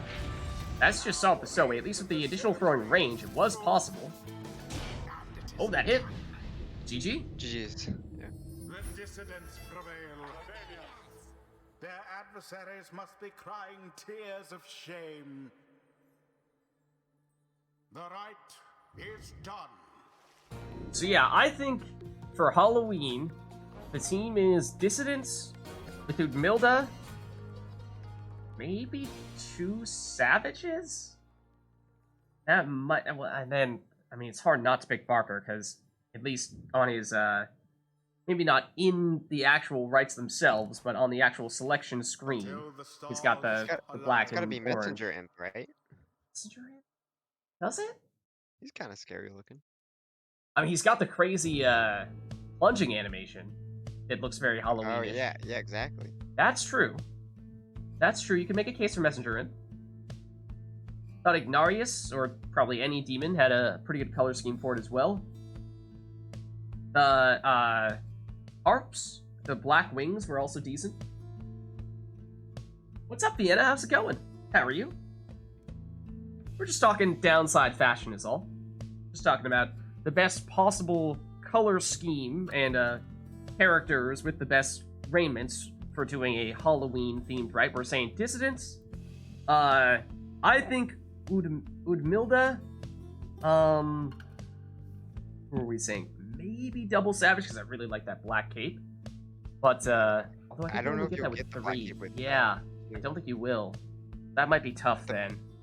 The black cape was very Halloween-esque on True Nightwings. Yeah. Yeah, I mean, True Nightwings are almost orange. Oh yeah, Beyonders, that's good too. Oh, yeah? You could do Distance versus Beyonders? Yeah. Do you want to do that now? I would give it a shot. We're just gonna do an early Halloween-themed rite. Yeah, it's October, you know. It is now October. I mean, we're still basically a month away, but yeah. Why not? Why not?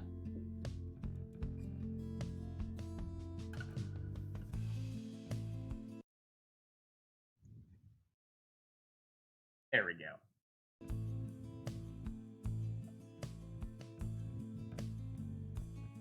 And then do you just take all the Beyonders? I mean, anyone is gonna look Beyonder-like. Yeah. You could just go, I don't know. I mean, they're all gonna look ghostly. Yeah, I mean, you make a good Anyone point you with pick. the imps. The imps do kind of look, they're kind of like bats. Yeah. So that could work. I feel like crones, again, with the whole witch theme, could work. Yeah. Demons could work, just I because guess they're demon demons. is good. Yeah, I guess demon works, right? I kind of like Like harps, with the, I mean, again, sort of bat-like, with the large wings. Maybe Orlek? Orlek, yeah. Orlek could definitely work. You think for distance or for Beyonders? I feel like he'd be better for distance. Yeah, I mean, I think for Beyonders you could do anyone. Like, imagine ghost worms. Like, that'd be... Okay, hold on. We've got some requests here, though. We've got Dread Design. And we've got all harps. Okay. Okay. I mean, harps, I think we were both saying, could be a decent option. Alright, let's try it out.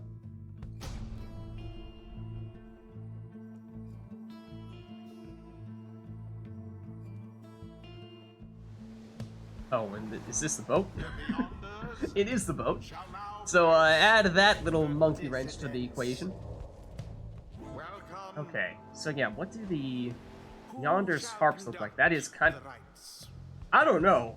I don't think that's Halloween themed. I think that looks like a scary ghost harp. I think that, if anything, looks like borderline angelic territory. Yeah, I agree. Feels like that's the opposite. For the harps, true, yeah. I mean, maybe on the distance it could work, but at least when you've got the white color scheme of the Beyonders, I feel like that's probably Show wrong the direction. ghost worms. Show the ghost worms. Let's see. Oh, hold on. Go away. Go away. Ghost that's kinda, worms. like, spooky. They like slither I feel like around. this. I feel like the Yeah, imps. that's good too. I like the imps. I like, what about the demons? Like Orlek? Kinda. I mean, you got the horns on the helmet, which I think definitely helps. Ghost dogs, ghost wolves that hunt you down. Dogs? Barker. I don't know. I think they still look a little too cute. Not quite intimidating enough, I don't think. Yeah, they're too small. Saps? I doubt it. Yeah, I think the answer is mostly imps. Maybe a demon, and let's check out a crone. Yeah, I think you could definitely do crone. That looks kind of creepy. That looks kind of creepy. But anyways, we got all harps for this match here. So I'm going with the angelic squad here, apparently. Maybe it'll look different with the different colors. Oh, that's true. That'll be interesting. Good point. But yeah, thanks for stopping by, Vienna. We're doing some multiplayer Pyre here, of course. So with requests from chat, and in this case, we got requests for all harps. So what will we like in that case? I feel like harp salute when you have a bunch of harps is not really as meaningful. Let's do this. It's a hot take.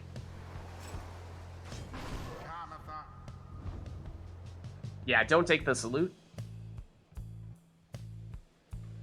Wait, why are we Salute not doing banned. salute? Wait, I'm confused. I mean, I was just saying I felt like it wasn't going to be that good.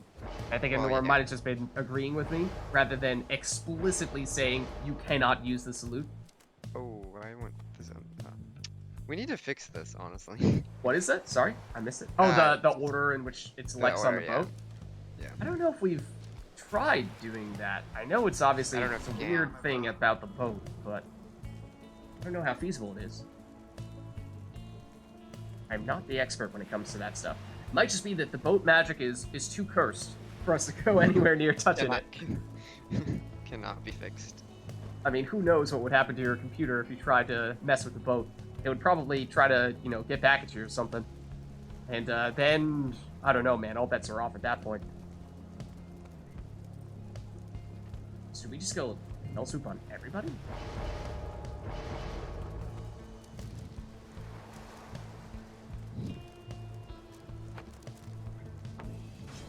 Tamatha.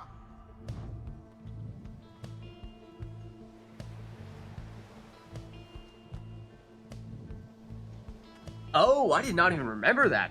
Honora. I did not remember that. It actually, so what, does it become a never-ending chain of salutes? Well, I think what it does is it does switch them, but then the other one also salutes. So the one you just switched to is just in the middle of saluting, if I remember correctly. Ooh, look at this. But- Now we see, that looks scary. That looks scary. Yeah, That there you second harp is very creepy. Alright, but what about the third? Real question. Like, I wish we could just forget about the first harp, go straight to this harp. Yeah. That's like nightmare fuel right there.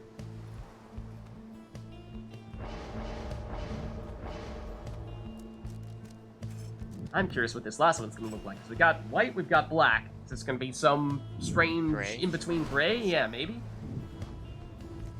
What is it? Yeah, that's more on the black side, I'd say. That's Yeah, maybe it's not like dark quite gray. as creepy, but same general territory. What's up, iRotor?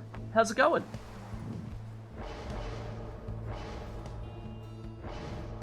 In the new version, the third harp is red. Yeah, iRotor, we've been talking a lot about what the best color schemes would be for Halloween-themed rites.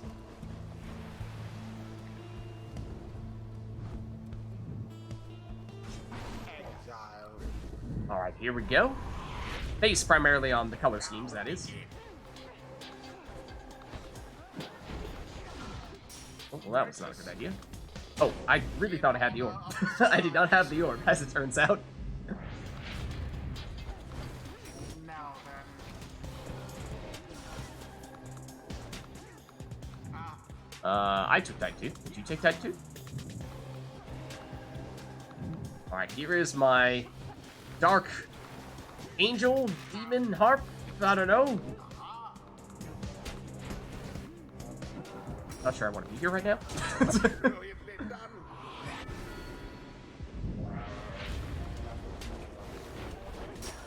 Another batch.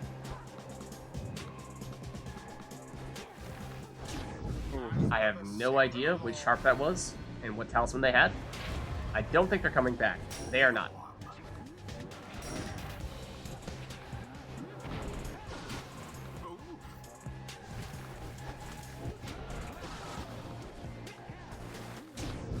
What about this one? Maybe?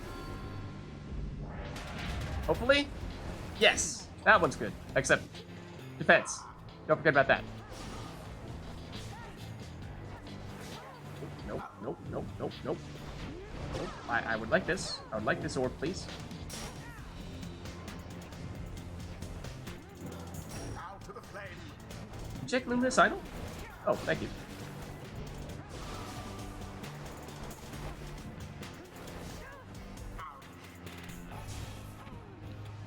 Yes. Oh, you should hello. You had someone hanging out over there. I did not notice that. Whoops. Cool.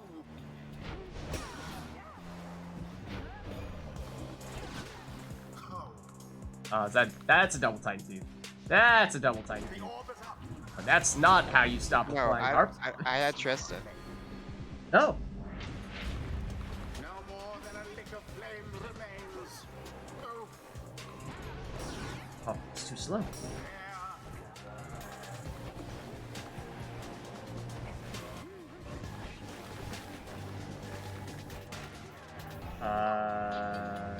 Oh, my tiny tooth. Okay, that's cool. That's cool. I'll just brute force my way in here real quick. Deliverance. Does of course mean I'm down a harp now, which is less than ideal.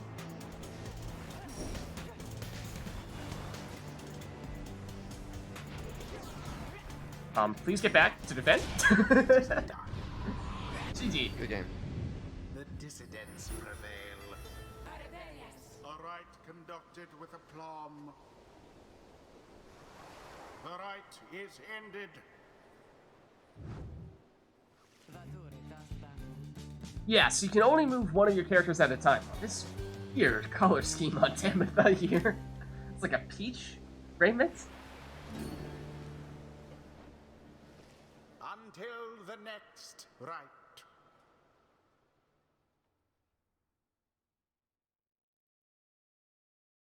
But there are still ways that you can kind of, some characters have abilities that can, have one person set up some movement for another person, so you're technically still only moving one person at a time, but there are some ways that you can sort of build your team to transport some people across the arena more easily.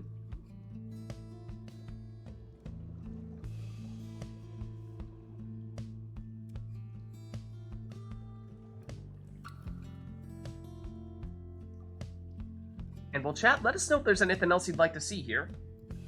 And if anyone else does want to jump in, then let us know. I mean, I think Core was offering to swap out. I certainly would be willing to swap out. I'm usually just in here to fill in for others.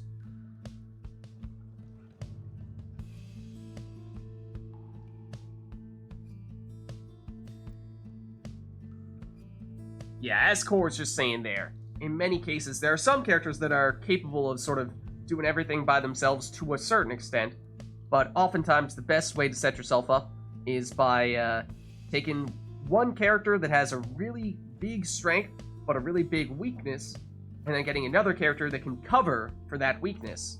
And that way, you have basically, through the combination of good teamwork, you can get a really strong setup in that case. For example, some characters, generally the characters that score for the most damage, are very slow and hard to maneuver. So having a way to more quickly and efficiently transport those characters around the arena so they can score more easily makes them far more dangerous. But in order to do that, usually you need another character to help set them up. Rotor, you can jump on for a bit? Awesome. In that case, Core, how are you feeling? You want to stick around? Should I stick around? You want to swap out? Should I swap out? I'm fine with either, honestly. Okay. So, it's up to you. Why don't we get Rotor in here, and I'll let you two duke it out. I'll let you face each other. So, let's see. Then let me send invite to Rotor.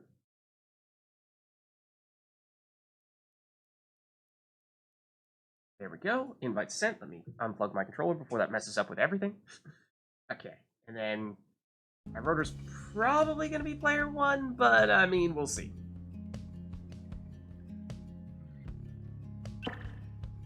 Yeah, and so Vienna, if you're interested in getting more involved in all this multiplayer Pyre action, then that right there, that Discord link is the best way to do so. That's where we're coordinating all this stuff. And we're doing it every week.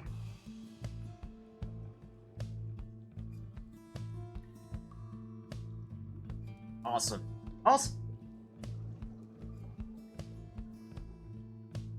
Alright, let's see. I think we just heard Rotor getting in here. Can one of you just double check who's player 1, who's player 2 here? I'm player 1. Okay, perfect. Perfect. Let's enter your Rotor. I'll be taking my spot. And let's see. So, withdrawn for you today, Rotor? Yes. Okay, perfect.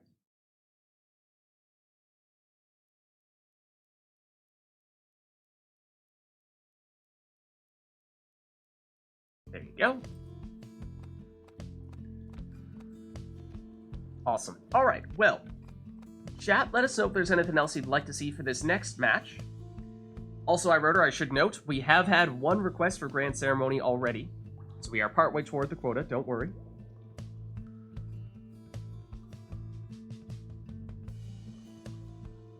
Yeah, no, if you want to jump back in at some point, definitely let us know. I mean, hopefully we can get you back in and have things working from an internet connectivity standpoint.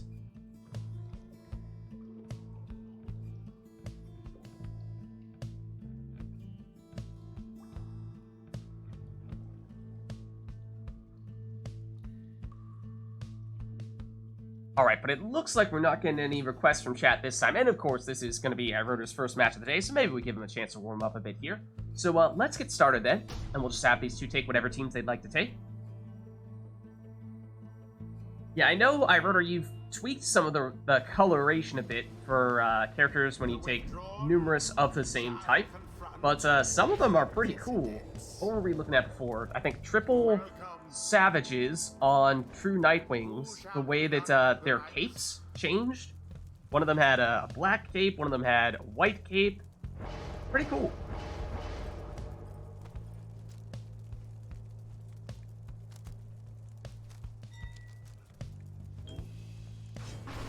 But I Rotor starting with Panetta with one of the rings. You have our attention.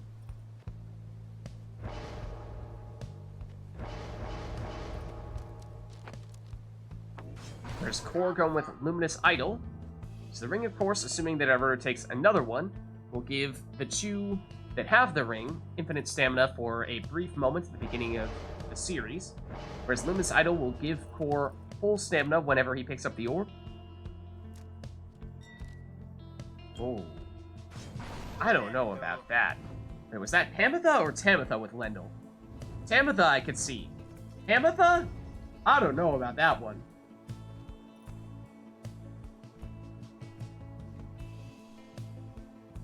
Have to get Cam's opinion on that if she's still around.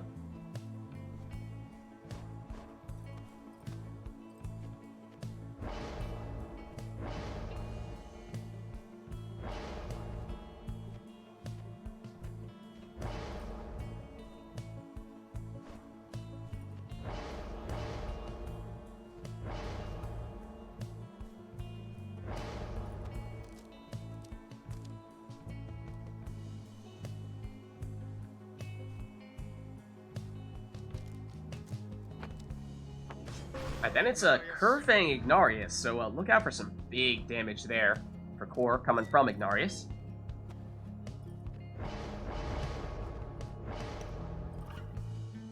And it's the meta Vizpaleth setup, one of Rotor's favorites.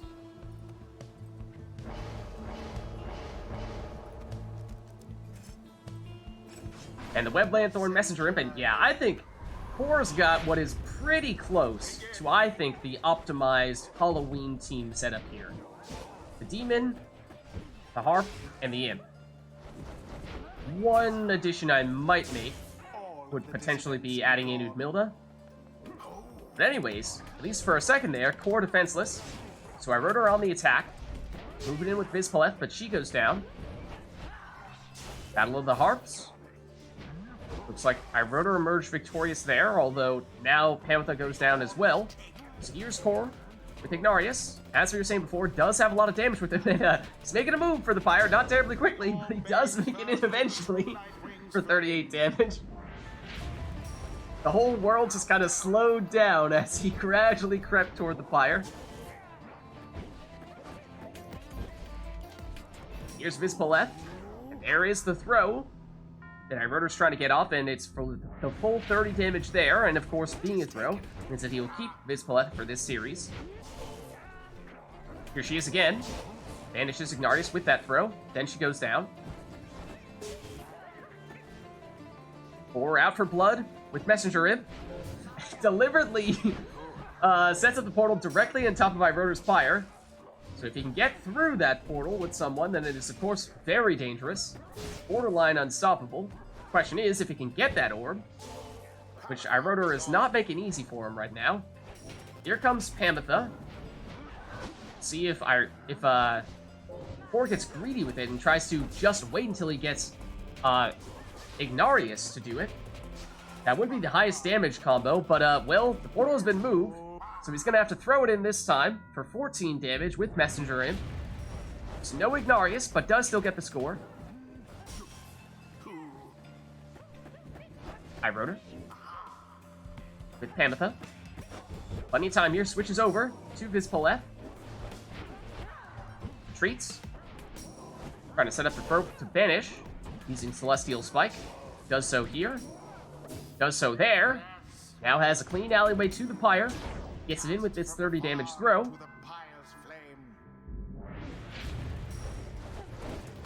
Harp versus Harp. Core wins out here, plunging for 20. Now it's iRotor. Notably, Core's Harp did not have prayer beads, so she is out for this series. So that means iRotor is up one player. Ametha. She's blocked. She still has it here. Now she goes down. Trying to take out Ignarius, but she gets the orb back. And brings back Vizpaleth. Here is Vizpaleth, who of course can score for 30, compared to just 20 from Panetta, so that might be iRotor's preference, though she goes down as well. That leaves just Lendl back to defend. But Lendl on the attack here, giving it back to Panetta now, perhaps more of a preferred attacker, at least relative to Lendl.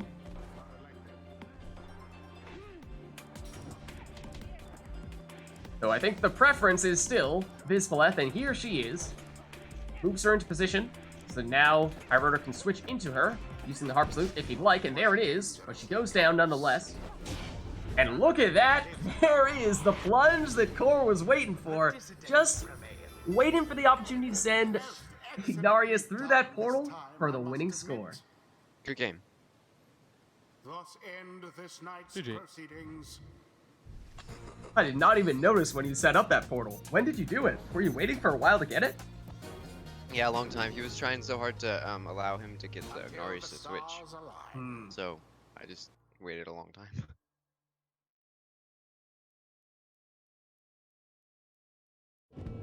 Alright, well, chat, let us know if there is anything else that you'd like to see for the next one.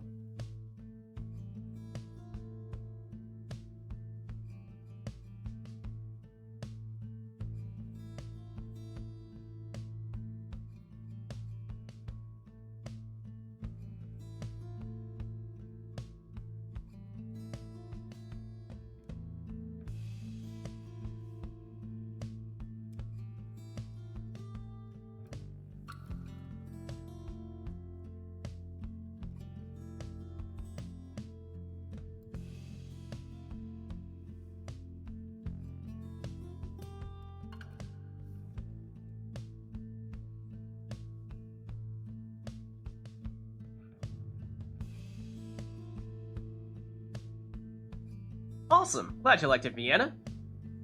Alright, well, not seeing any requests from chat at the moment, but let us know. Of course, you can click that red circle with the white L below chat. See all your various options there if there's anything in particular that you would like to see.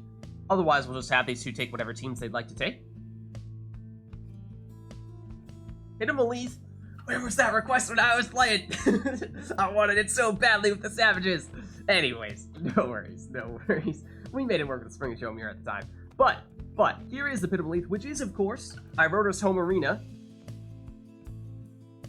Oh, never to return. Okay, then. Okay, now, iRotor, does this trigger anything at the Pit of Belief? No. Okay, gotcha. Now, Vienna, I should note, we actually have several versions of Never to Return. It is indeed an option. We can do the Never to Return. Nightwings version would be sort of the standard version, but of course there's also a version for each of the other triumvirates, so if you'd like to see one of those, just let us know, we can make that happen. We also have a version, the old version of Never to Return, which sounds a little bit different. So, up to you.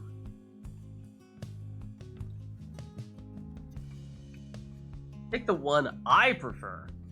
Oh man. I mean, I'd say maybe we go for the old one, just because it's a little bit different, and I feel like you may not have heard it. You may not have heard it before. So, because it's not actually in the game. So, I'd say, why not do that? Okay, so we've got the song, we've got the arena. Why don't we get started in that case? Nothing in terms of team setup, so you guys are still free to take whatever you'd like there.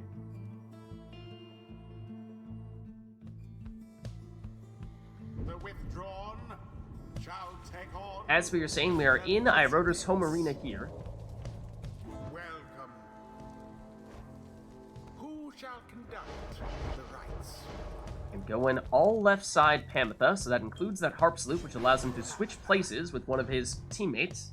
Goes with one of the rings again. So this might be a similar setup coming from iRotor.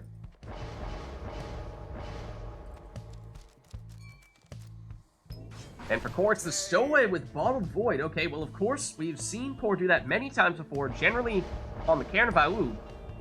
I don't think we've seen him do it on Pit of Malith, although it is another small arena, so in theory, could be similarly effective. It's just they don't have all the hockey pucks moving around, so not quite as much chaos in this case. Of course, the idea is Core is going to jump into the enemy with the Stowaway, and in doing so, trigger False Step, which will respawn the Stowaway where she started her jump, and in doing so, trigger Bottled Void, which will suck the neighboring characters close to the Stowaway like a vacuum cleaner and potentially banish them in the process. So keep an eye out for that.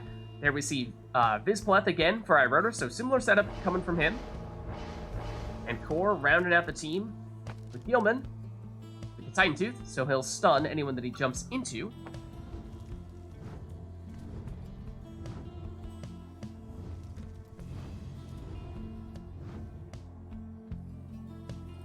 Yeah, just heads up that it didn't seem to save your Titan Tooth there, if that's still of interest. Alright, and here we go. Commence.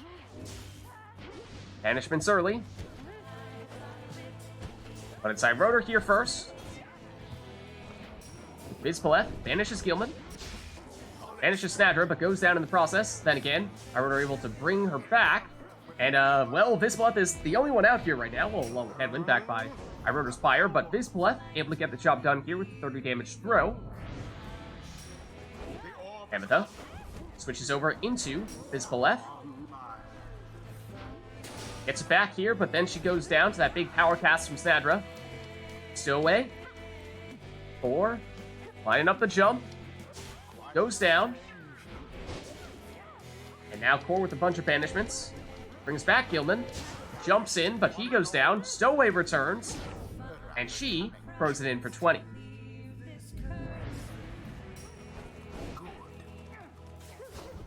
Ametha again, switching into Vizpleth, who has to retreat to get the orb back. Have a little bit of room here. And, well, Gilman blocks, but gets banished. He's back, and banishes Vizpleth. Stowaway does a black magic jump. Goes down. Comes back with Bottled Void, and that's enough to slow down iRotor. But iRotor still able to get it in this time with a 30 damage throw. Ametha into Vizpleth. Vizpleth stopped this time, but she's still in. Banishes 2 defenders while she's at it, but then goes down. Snadra over to the Stowaway. Stowaway jumps into the defender, and in doing so, triggers False Step and Bottled Void, but not enough to get rid of any of iRotor's characters this time. iRotor banishes with Celestial Spike. Trying to brute force his way through with Vizpleth, although Core has recovered here. Stowaway again, False Steps it. And, well, it worked that time. Setting up the 20 damage throw. The Vacuum Cleaner is strong. Ametha switches into Vizpleth, and look at that. Well executed there, 30 damage throw. Ametha again. And just goes in directly herself to take the win. The withdrawn prevail. Their pyre burns, whilst that of their adversaries is but ash. GG. Thus end this night's proceedings. Alright, let's head on back. Until the next rite.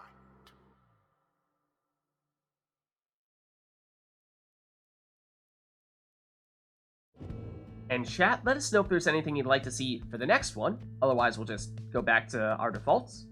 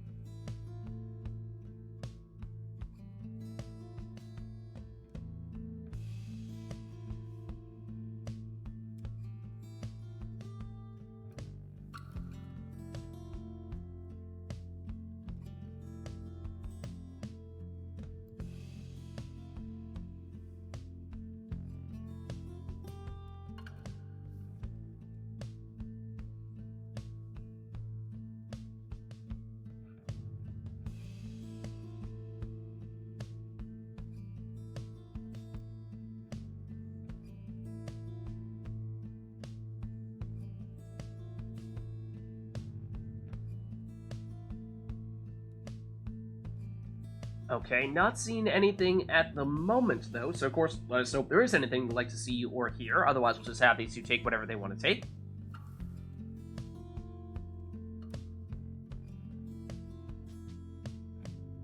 In which case, why don't we do just that?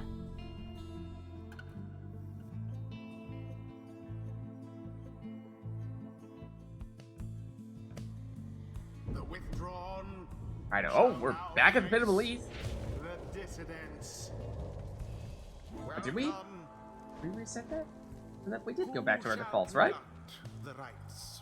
I think that was just, honestly, a random Pit of Elite, wasn't it? Or did I forget? I remember the song. I might have forgotten the arena.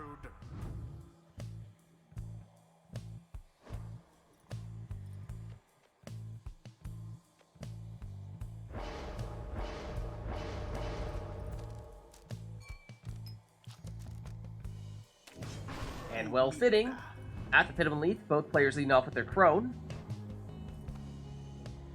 Strangely enough, it is the withdrawn player who chose Burfoot over Udmilda. Exile.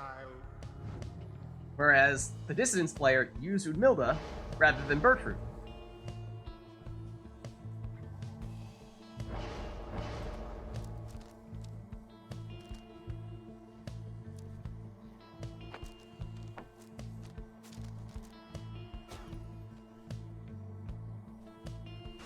Don't the legendary Harp Talisman as well is a pseudo prayer beads of sorts. Additional damage if she is flying when she plunges, and has a 50% chance of coming back from banishment after plunging. Tizo.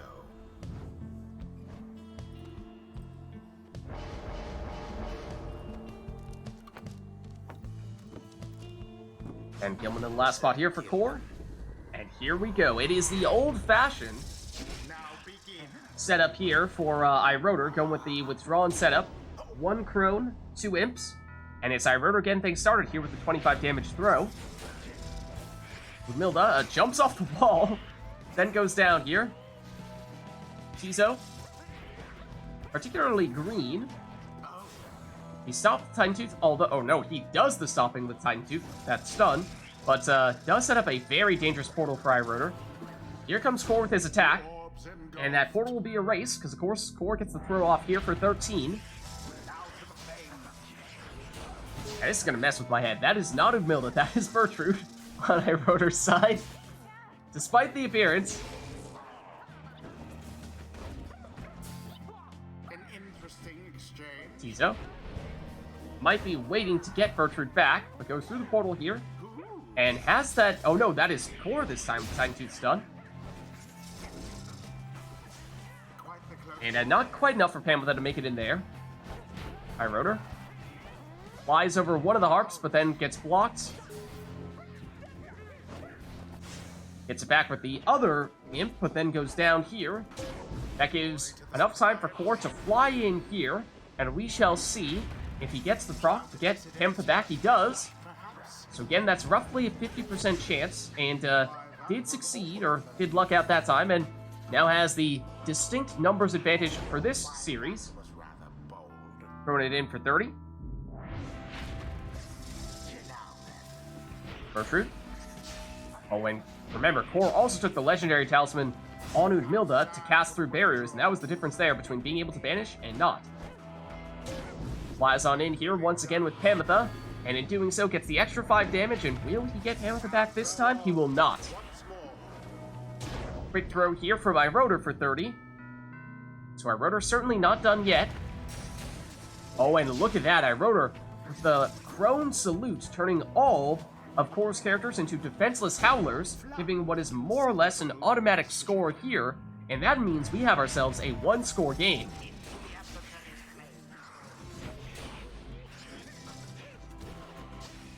Core nearly had it there, but iRotor able to defend successfully.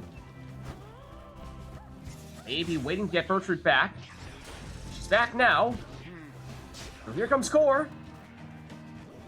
His throw is off the mark here. Bertrude. She's down.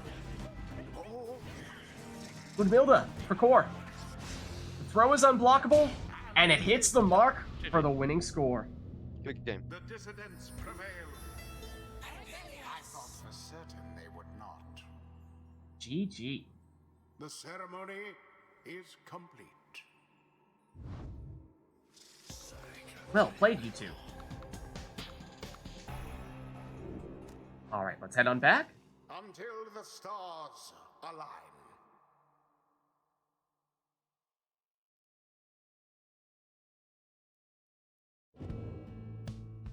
And chat, of course, let us know if there's anything you'd like to see for the next one. And yeah, I did remember to set back our arena to the random stage. And yep, we still got a pin and bleed, so yeah. Coincidence. I can play one or two more if anyone wants to get in here. Okay. So heads up in chat if anyone would like to jump in, or saying he'd like to swap out in a little bit. So prepare yourself accordingly. Yeah, and or if you want to get back in, that'd be great.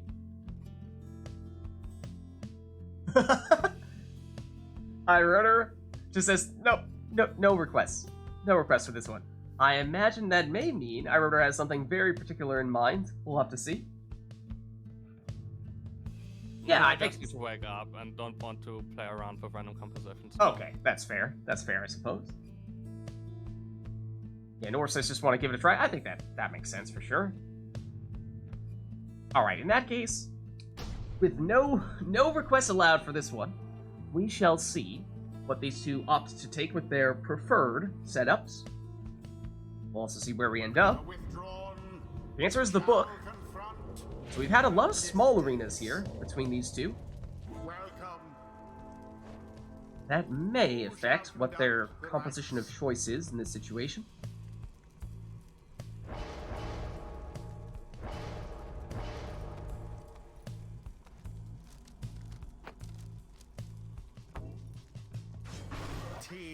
It's Tizo first for our rotor.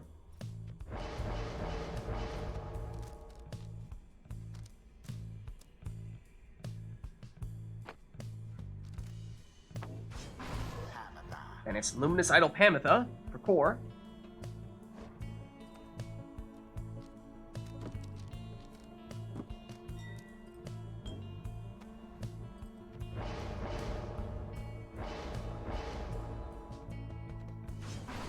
Then iRunner going with his classic Banishing Throws Vids.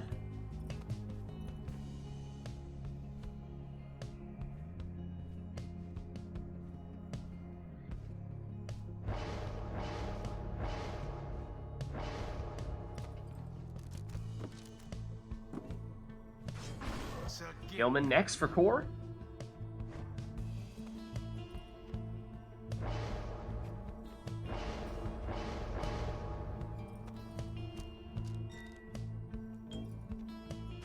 Yeah, iRunner also going with Gilman here, although going for the pure damage.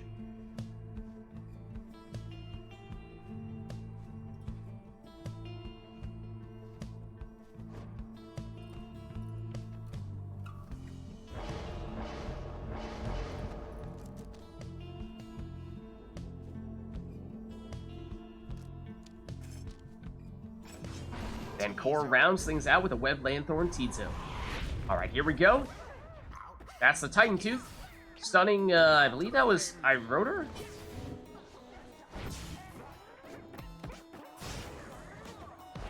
Just Tizo left for iRunner, although that's all he needs here to plunge for 25. Took the extra damage. Oh, except suddenly, iRunner was defenseless, though gets Gilman back. Though that's not enough to stop Panetta from plunging for 20 here. And I believe she took Titan Tooth, not Prayer Bead, so she's out for this series, that means. That means that is iRunner triggering Titan Tooth here, giving himself a little bit more time to brute force his way in here, and has time even to set up the throw for the full 25. That does mean that Panetta is back, though. Gilman, he's blocked. Now Vids. She goes down. Gilman stuck a bit on the obstacle there. Panetta has it back, though.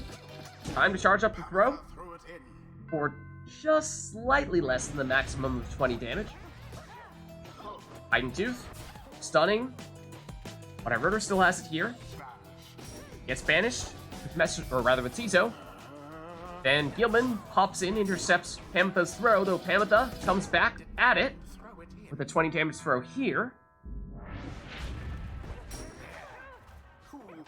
Double Titan Tooth. Tizo. Titan Toothed again.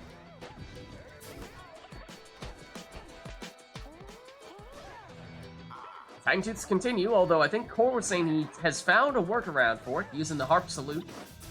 Does seem to be doing that regularly whenever he does find Panetta getting Titan Tooth. But Panetta has no one to stop her this time, so throws it in for 20 here. And this is the situation where Core is going to be looking back at a time when he scored for just 19 on one of those throws, because that means now Rotor is holding on by 1 Pyre life. So Rotor still with a chance, and plunges for 25 here, and with that, that means we have ourselves a 1-score game.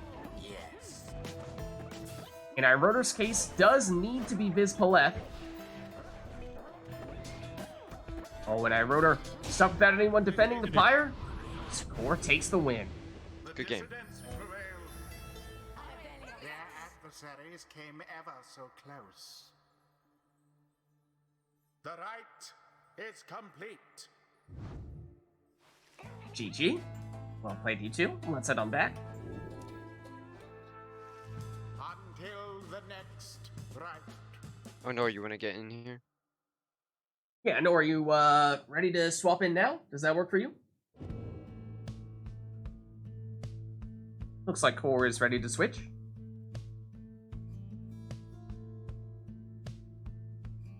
Let's give it a go. Alright, sounds good. Okay, in that case, well, thank you, Core, for a bunch of good matches today. We'll see you around. Let's re-invite Anor, who we, of course, had in briefly earlier today, but unfortunately, we had a little bit of connection issues, and we hadn't seen her for a month, at least not directly playing with us, because the internets were not working in our favor, but we're hoping that we can make it work today. Let's set up Anor here as player 2. And I assume Anor's still Nightwings, right? Nothing has changed in the past hour.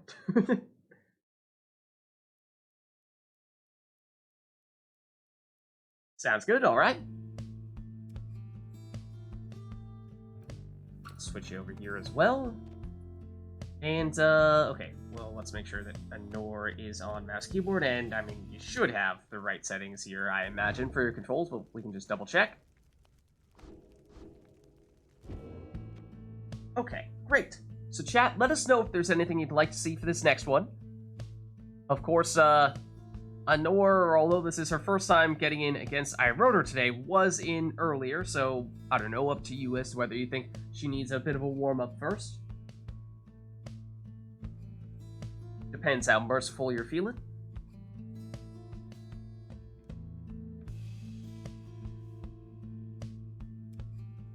Oh, well, look at that.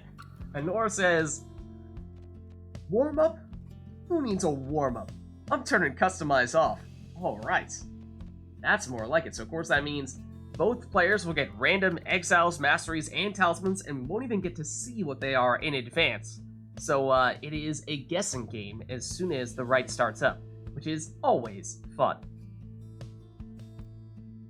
So, with that being said, that means really the only other things we could add to the equation would be arenas or songs, so let us know if there's anything you guys want to see or hear in that sense. Otherwise, we should be good to go. Yeah, you had your warm-up earlier today. You're fine, right? Exactly.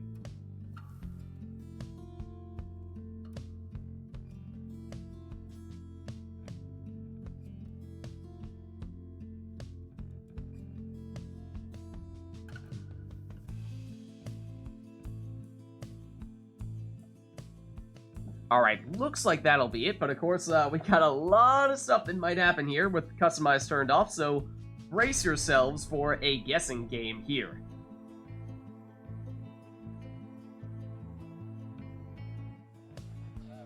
And it's the Isle of Kalamer, just to add a little more chaos to this equation. Let's see, in Rotor's case, he has a demon, a worm, and an imp. Seems like a decent composition. In Nor's case, it is, it's Palmas, although it looks like full red, Rookie, and Tamitha. I mean, in both cases, it does look a lot like, both players' preferred teams, strangely enough. And Fizzpaleth even has Celestial Spike as well, so it is, one of Rotor's favorite characters, built in a very similar way to how Rotor usually plays her, so that certainly works well for Rotor, although I think we saw that she had Frozen Soul, which is what reduced Anor's starting Pyre life by 10. For Nor, let's see, it's Rookie here. Looks like he has at least double, if not triple jump, and Glory Dive, so it looks like a strong setup there for Rookie. Deluge for Rotor. And no Titan Tooth. Oh, wait, was there? Was there a Titan Tooth for a second? No, I think that's just the normal stun. Tamitha for Nor.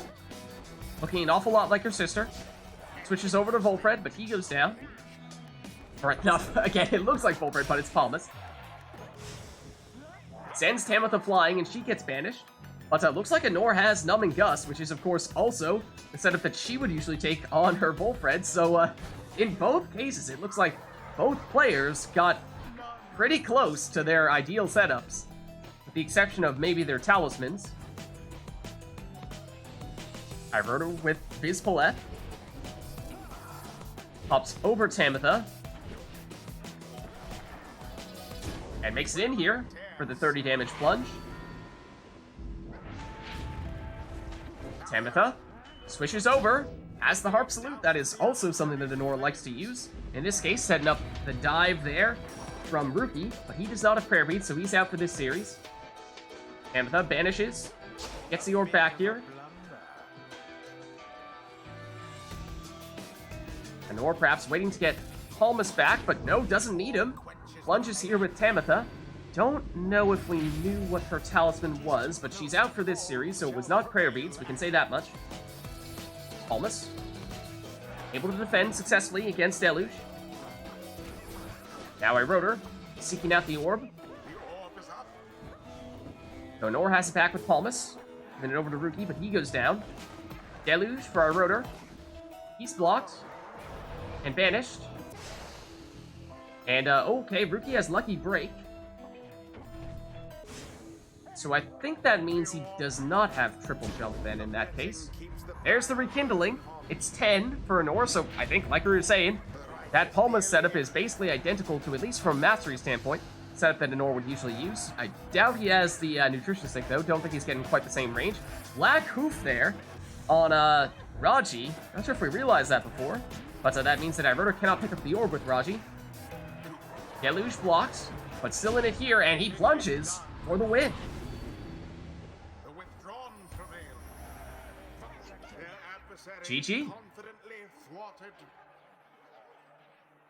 The right is done. Yeah, that was an interesting one. Despite Customize being turned off, it looks pretty close to how you guys would have set it up otherwise, even without Customize turned off. Until the stars. Oh, and look at this. Core has something schemed up already. Trail Aura users only for Exile. So, to clarify, that means what? Worms, Crones, Harps? Am I forgetting someone?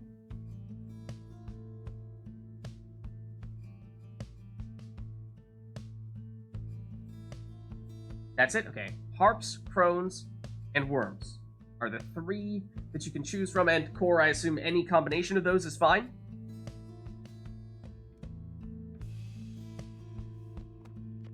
Yeah? Okay, great. And Anor, just to check with you, from a connection standpoint, was that okay? How was that one? Hopefully it wasn't too bad that time around. It's okay for now? Okay. Fingers crossed then. Knock on wood. Alright, and let's get started then with Core's Exile's request.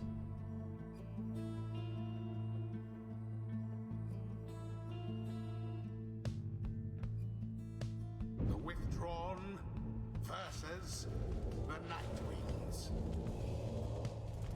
Welcome. Alright, so with the trail auras, that means worms, harps, and crones. Any combination of those. Up to you. Yeah, hopefully it stays that way.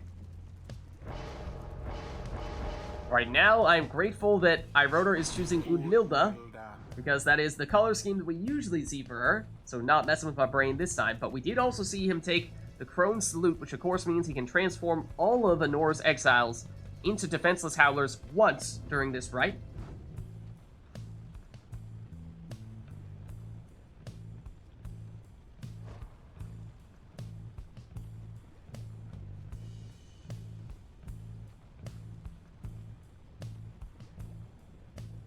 And of course, at least for Anor, it means no saps this time. Usually one of her go-to characters, Wolfred, as we were saying. But we'll need to find another solution this go-round. But we do see a fair bit of harp play from her as well these days.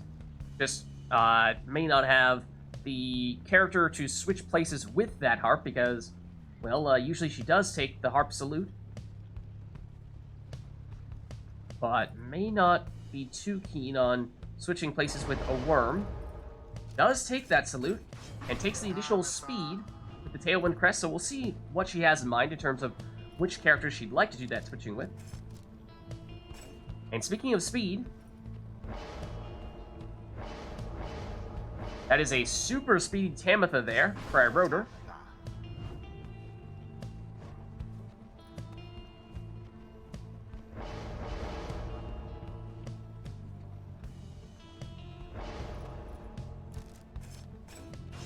Then Anor also going with the Crone Salute in her case.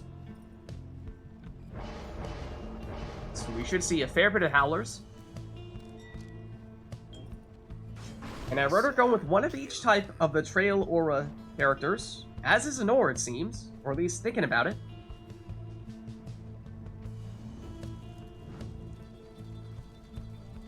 The thing about these compositions is that most of the time, these are the types of characters we tend to see people use more offensively rather than defensively.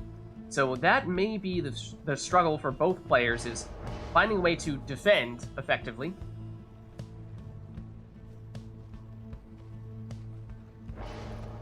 But of course, harps are capable, worms are capable as well. Time Tooth helps too. So we'll see how they fare. Udmilda goes down. Bertrude for Anor. Over to Deluge. Back to Bertrude. She goes into the lava though. There's the stunning claim, freezing everyone except for Udmilda, as she comes back from banishment, and that means an easy route to the Pyre for her. Bertrude nearly escapes, but she goes down. Udmilda for Iroder. Does she follow up after her previous score? Does she have the range on this throw? She did, but it was slightly wide, and there is another stunning claim. Ametha for Anor. Gets rid of two defenders here.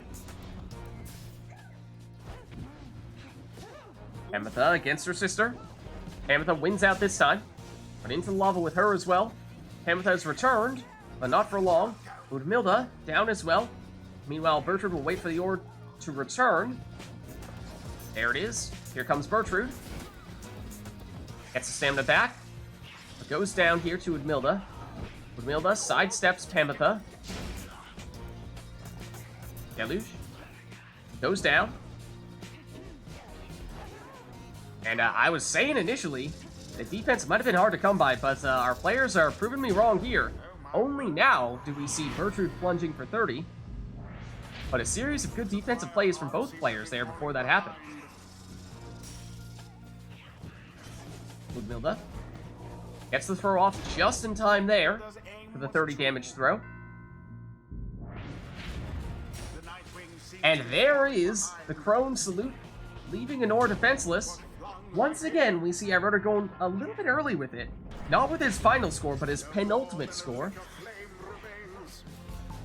So still needs to find one more way to get the job done here, and now it's Honor returning the favor. Ups to plunge with Burfoot for 30 damage. And of course, same story with Honor. That is not enough for that to be the finishing score. So both players will need to find another way to finish the job. Milda sidesteps the cast there from Panetta. She has it back now. Panetta. Ooh, Milda still has it.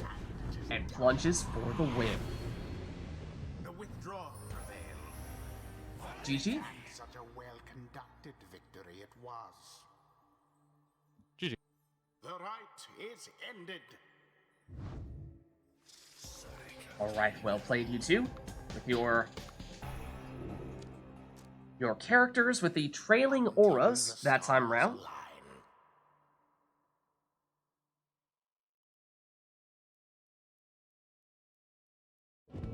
Alright, in chat, let us know if there's anything you'd like to see for this next one.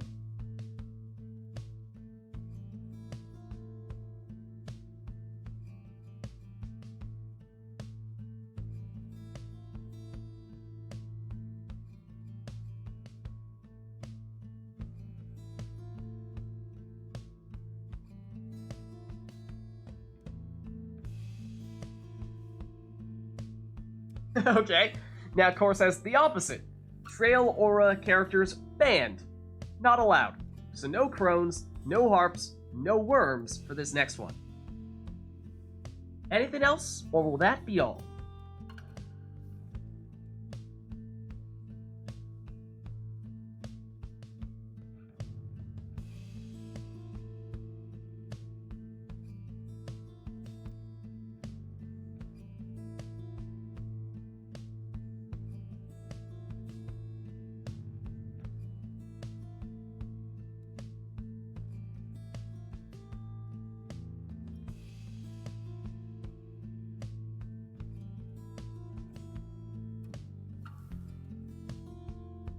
It looks like that'll be it, so in that case, why don't we jump back in here?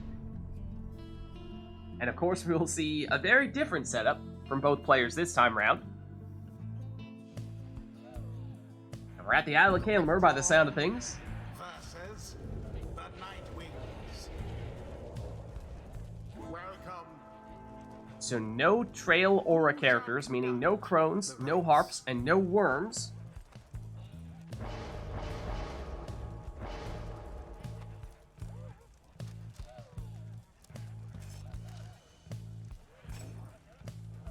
That means Iroder will go with a Prayer Beads Dalbert there.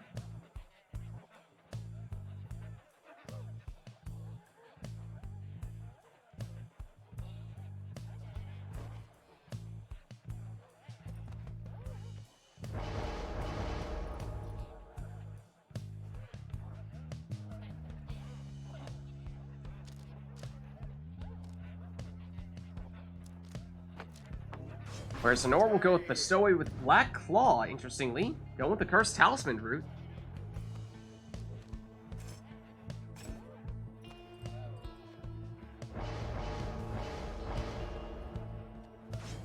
And I wrote her with Webland or Raji.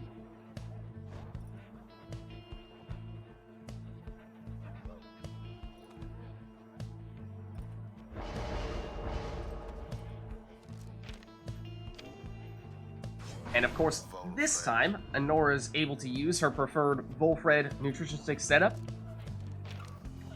And of course, Iroder is another one of our players that is oftentimes a sap user, although I don't think we've seen him use it yet today.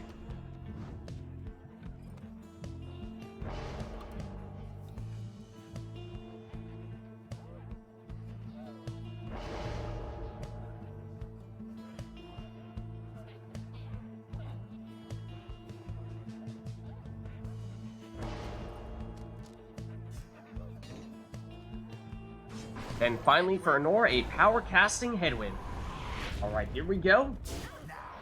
Zoe teleports to the orb, and well, she goes down, as does Dalbert. It's Iroder with the orb here, though, with Palmas. Charging up the throw, but doesn't have time to get it off. Volfred. The Zoe. I almost pity what transpired there. Palmas moving in. And no time to get the throw off. Nor moving in with the stowaway. Wall of imps protecting her. Wolfred can't quite blink into the Pyre this time. Almost once again making moves. But he goes down here. Raji, back to Talbert. Talbert saving up that stamina, charging up that big jump into the Pyre for 20. Stowaway teleports to the orb. Banishes almost all the defenders. And that is perhaps the combo, or at least the setup, that Enroll was looking for.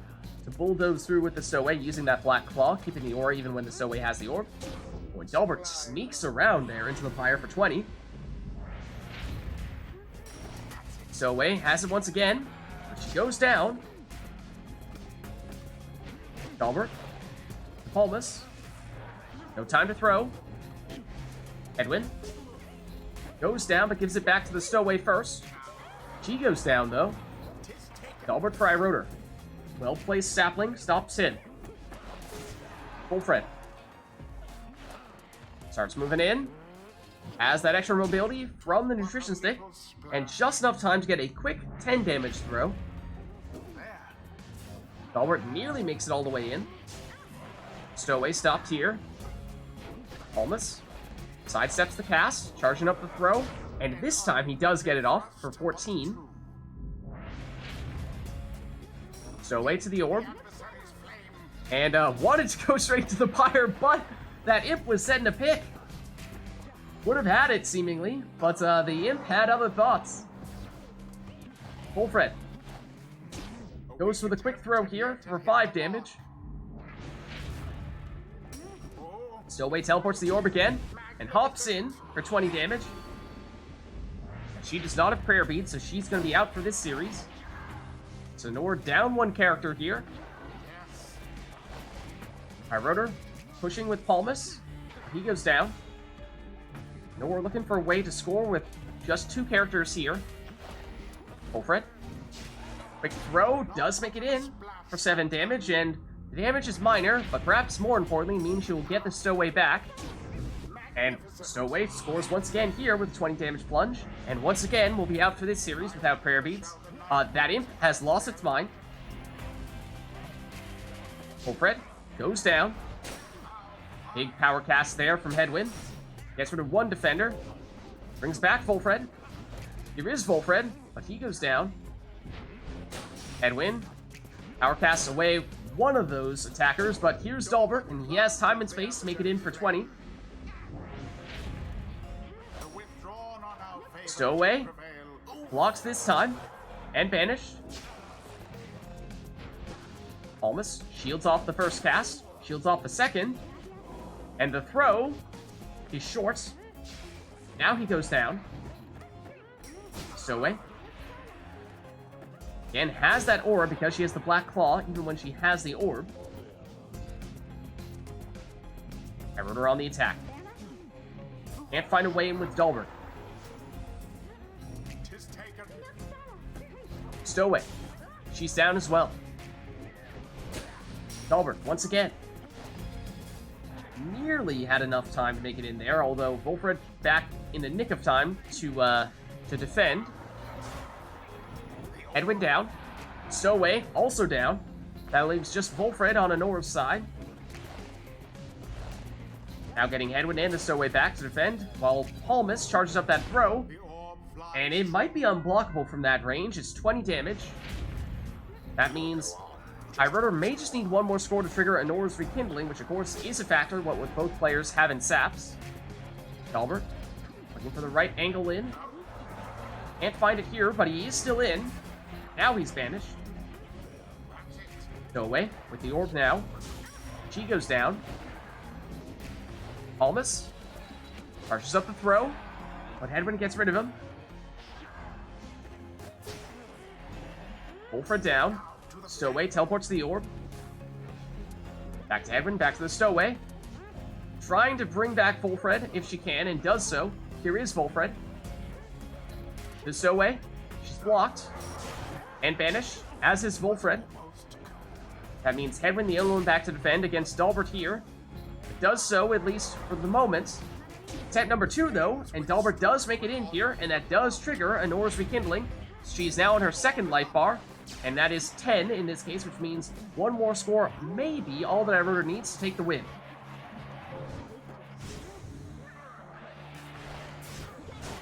Series of banishments in the middle here. Burfoot with the orb by Anora's Pyre. Over to the stowaway. She goes down. Almas moving in. The throw hits the mark for 9 damage, leaving Anor with 1 Pyre life. Dalbert. And he makes it in for the winning plunge. The withdrawn prevail. The scribes themselves surely have taken note. GG. The ceremony is complete. Well played, you two. Alright, let's head on back then. Until the next rite.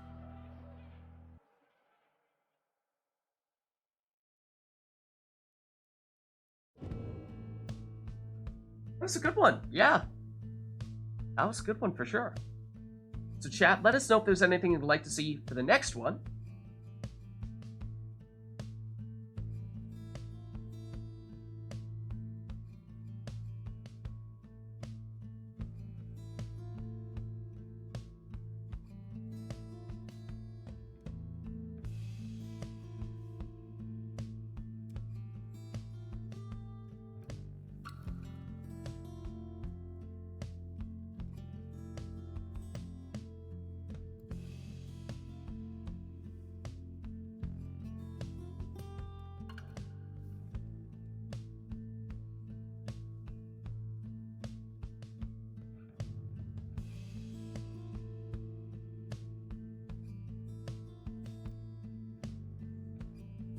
But I'm not seeing anything at the moment, so of course let us know if you do have anything in mind. Otherwise, we can hop back in. So let's do that here, and we'll have these two take whatever they'd like to take.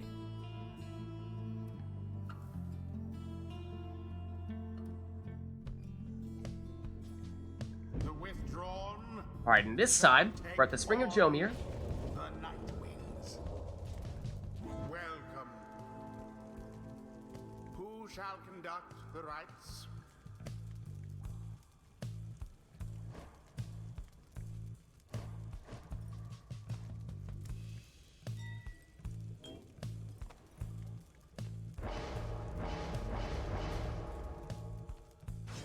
Rotor starts things off with a quick throwing with Milda.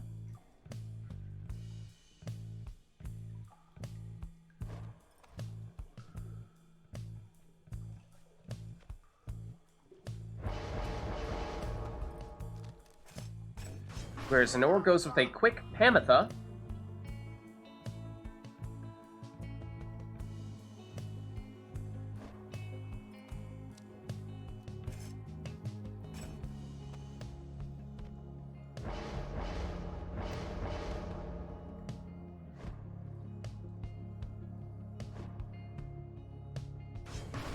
Then Raji next for Iroder. That is 1 Crone and 1 Imp. Does make you wonder if perhaps he's going with the classic withdrawn setup of 1 Crone plus 2 Imps.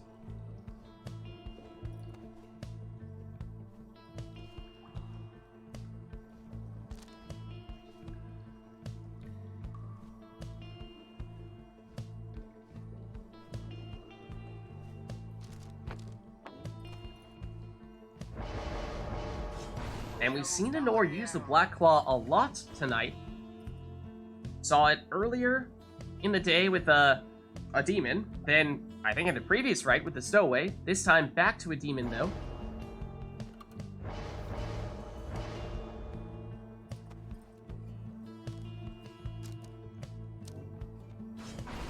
Then lastly, an Exploding Gilman for Iroder, so no double Imp setup this time round.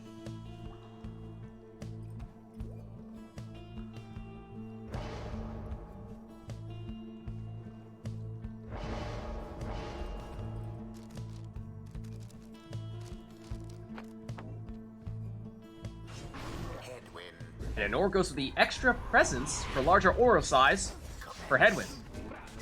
Here's Jodariel, but she goes down. Milda, she's banished. Unexpected. As is Jody and Hedwyn. With Milda's throw, makes it in here for 25. Panetta versus Umilda. Panetta switches places with Jody. She goes down. Panetta over to Hedwyn. He's banished. Gilman banished as well. Umilda with no defenders to stop her. Throws this one in for 30.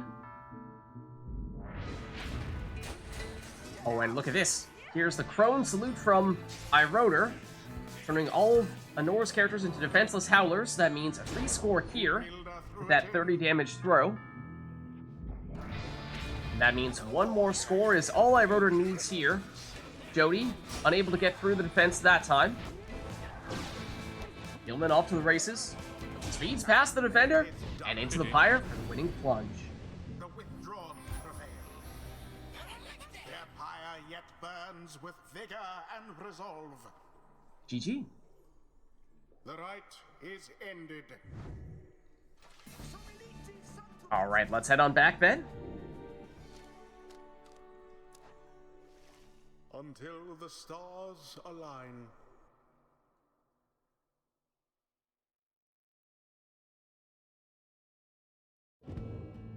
And chat, let us know if there's anything you'd like to see for the next one.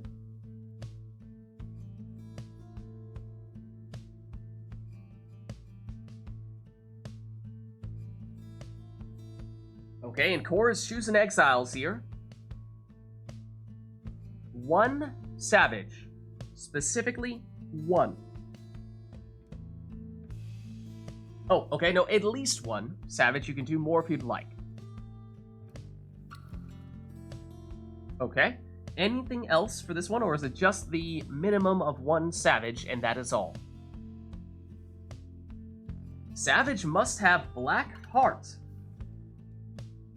More Cursed Talisman stuff here. And False Step. Okay. So we have at least one Savage. The Savage with Black Heart. And this, or at least one of your Savages, is using False Step as well, which is, of course, that mastery that Core's been using a lot with the Ball of the Void setup, where if you jump into the Defender at the end and get banished at the end of your jump, then you will come back from banishment where you began your jump. And Anor says Night Howlers should be the song. Alright, let's do it then.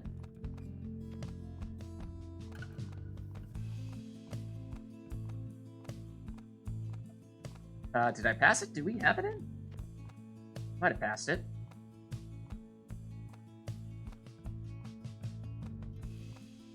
Do we? Oh, I assumed we would have had it. I mean, we can try Tariq Bot. It's been a while since we've tried Tariq Bot these days. Crashback it is then? Okay, no worries. There it is. Okay. In that case, I mean, that covers just about everything other than maybe an arena, if that is of interest.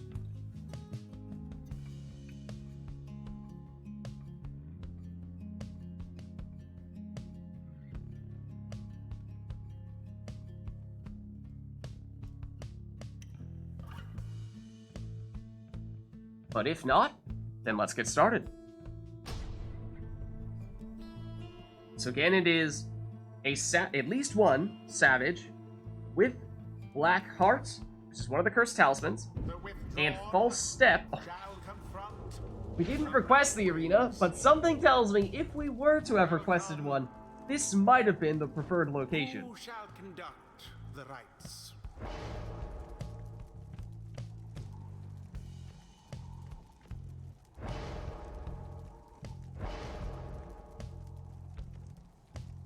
Oh, it was also an Imp with Wild Heart. I missed that part. Okay. Imp with Wild Heart too. Thanks for the reminder, Core.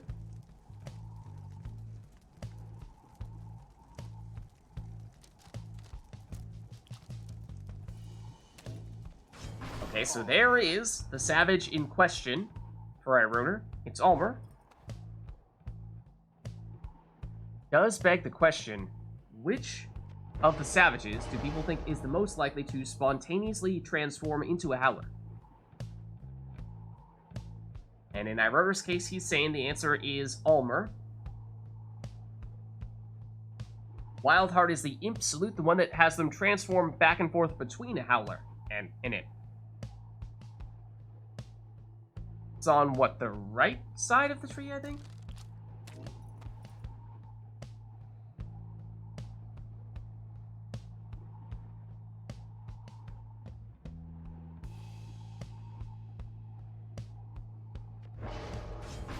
Alright, so there we go. Both players set with their savages in the first spot.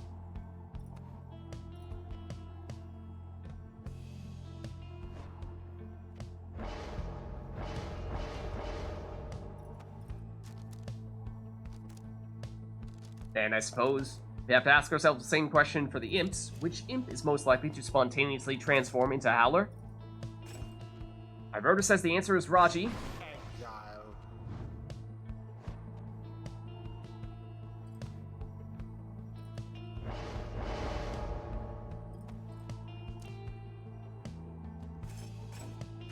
While Anor says the answer is Tizo.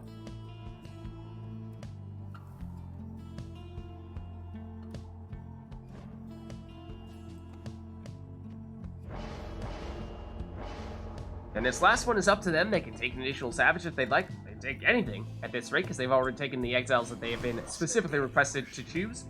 So it's a deluge with the extra damage in the case of Ironer.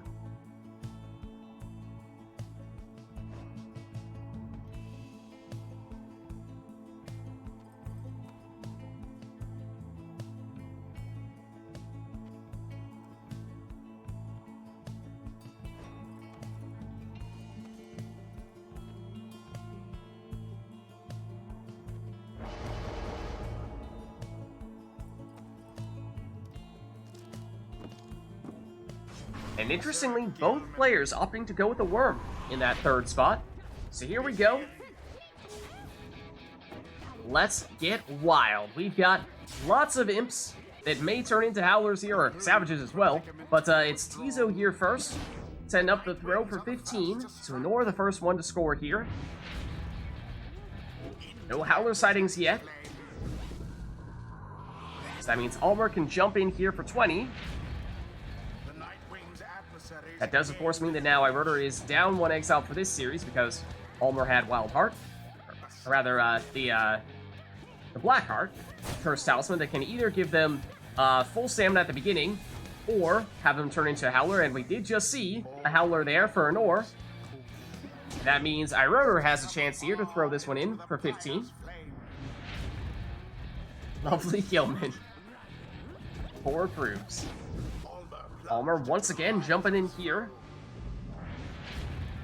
This time, no random howler sightings, it doesn't seem. Oh, okay. Hopefully the connection improves here. I assume that may be the issue.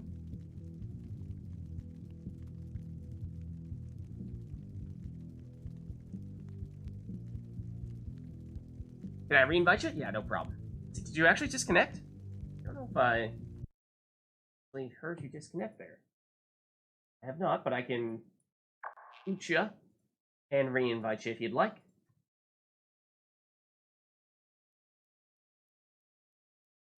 There we go. Invite resent.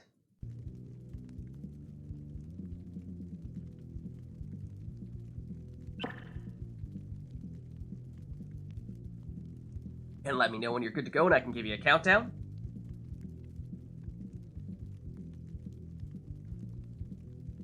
Seems okay? Alright, good, good.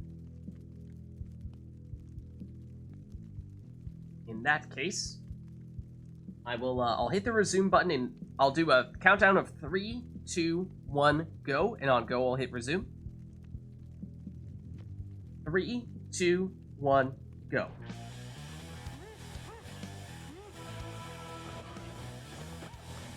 Okay, Ironer. Deluge goes down here. Tizo down as well for Anor. Now Deluge on the attack for iRotor. Throws this one in for 23. Remember, we saw iRotor take the additional damage on Deluge, and that is why we saw that extra damage with that score right there. And that is enough for him to take the win. The withdrawn prevail. Their adversaries did not even come close. GG. Thus Is the end connection this better now? night's proceedings. Yeah, any better at this point?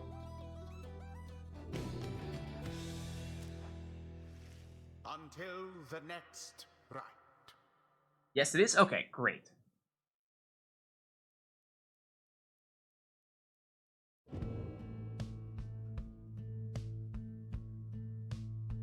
Well, tell you what, I was thinking that since we don't have quite as many people hanging out around tonight, and just that we aren't having, you know, iRotor playing for 2 hours straight, or anyone playing for 2 hours straight for that matter, what do we think about having this be our penultimate rite?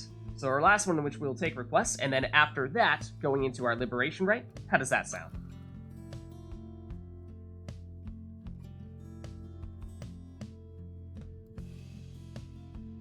That way we aren't holding anybody We hostage. can do that. Sounds good?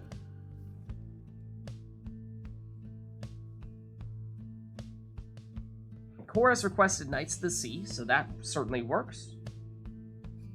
Works for Honor as well? Awesome. Okay. And that is assuming that iRotor and Honor, you guys are good to stick around for a couple more rights.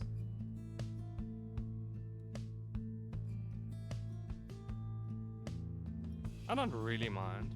Okay. And hopefully it's not unpleasant to stay around for 2 more rights. Hopefully we're not holding you No, I'm against your just will. a bit, not really tired, but not quite on the level at the moment. But it's okay. Yeah, no worries. In that case, you know, all the more reason perhaps to not, you know, not have you going for 2-3 hours straight and exhaust you, what have you.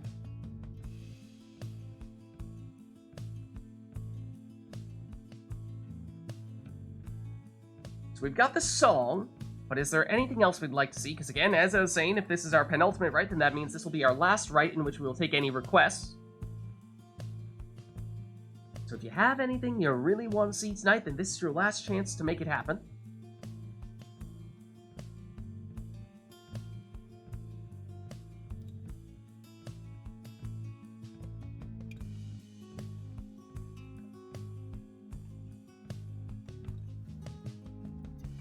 But it seems like that may be all, in which case, let's get started.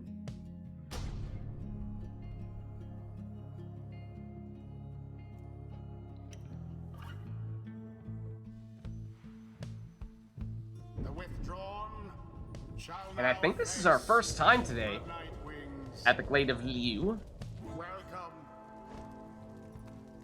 Who shall conduct the rites?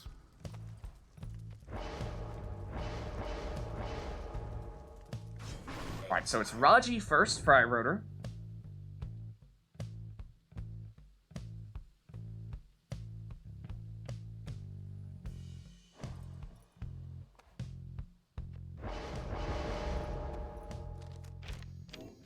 And it's Nutritionistic Volfred first for Honor.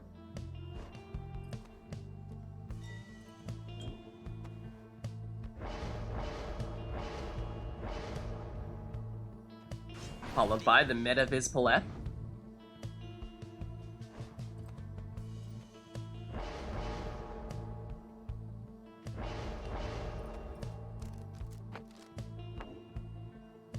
Then a Titan Tooth Stunning Claim Gilman in the second spot for Honor.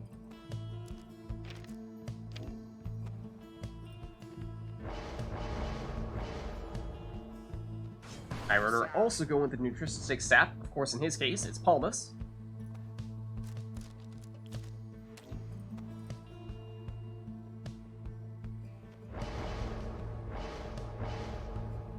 And last but not least, Bertrand with the legendary Crone Talisman to cast through barriers. Here we go. Volfred and Raji down. Here comes Vizpaleth. The throw. Bertrand sacrifices herself to take the hit and stop the score. Burfoot has returned. And here comes Vids. We're able to shield it off. Moving in now with Burfoot. And gets the throw off before Burfoot goes down for 8 damage here. Burfoot. Bertrude. Bertrude to Gilman. He goes down before he can finish his throw. Bertrude banished as well. Gilman returns. He's the only one here to stop Vids and does so at least temporarily. And then Burfoot finishes the job. Burfoot now on the move. It's Bertrude. She's blocked. But she banishes one defender and leaps over the others into the Pyre for 30. And that makes the arena get smaller here. Gilman goes for the throw, and it's just a little bit short. Uses Stunning Claim to slow down iRotor, giving Anor a little bit more time to get Burfoot back. Here he is. And I'm not sure he has the range to throw it in from there. So Anor on the move, gets closer, and goes for a quick 5 damage throw here. And the arena gets smaller still. Gilman. Burfoot. And that was the last of Anor's characters, but that brings back Gilman. Over to Burfoot. Burfoot moving in. And throws it in for 15. Burfoot. Bertrude. Bertrude hops over, but not quite in to the Pyre. Burfoot down as well, so definitely a numbers advantage here for iRotor. Through the portal with Vids, getting infinite stamina. Although, a well-timed Stunning Claim from Anor to shut down what would have been an otherwise very dangerous Vids. Bertrude. She's blocked and banished. iRotor with Vids again. This time, banishes Burfoot, as well as Gilman. Bertrude back to defend, though. Vids through the portal. She goes down. Bertrude leaps in for 30 damage. And that means one more score may be all that Anor needs to trigger iRotor's rekindling. But remember, iRotor took 50 rekindling, whereas Anor took 10. Gilman, he goes down. That's the last of Anor's exiles here. Bertrude is permanently banished after plunging without prayer beads. Burfoot and Gilman back to defend here. Here comes Vids. She goes down. Gilman. He's down as well. That means everyone down on Anor's side. That will trigger the Numbing Gust, slowing down iRotor, but eyeing that portal. And Anor saw it coming, places the sapling to try to slow iRotor down, though jumps through to avoid that sapling. Gilman. He's blocked. Still in it, though. Has it back. Second time around, though, he is banished. Vids, the quick score here for the full 30 damage on the throw. She'll be in for this series as well. Burfoot.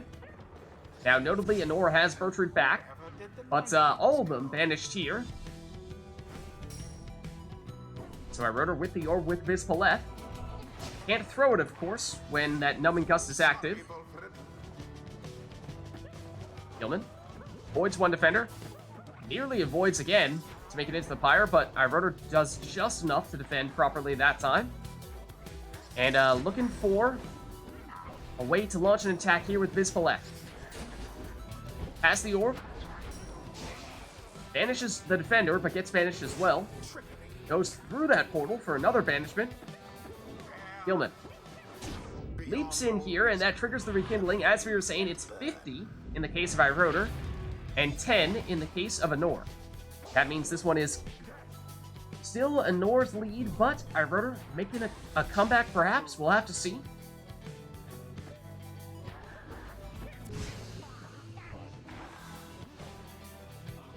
Burfoot.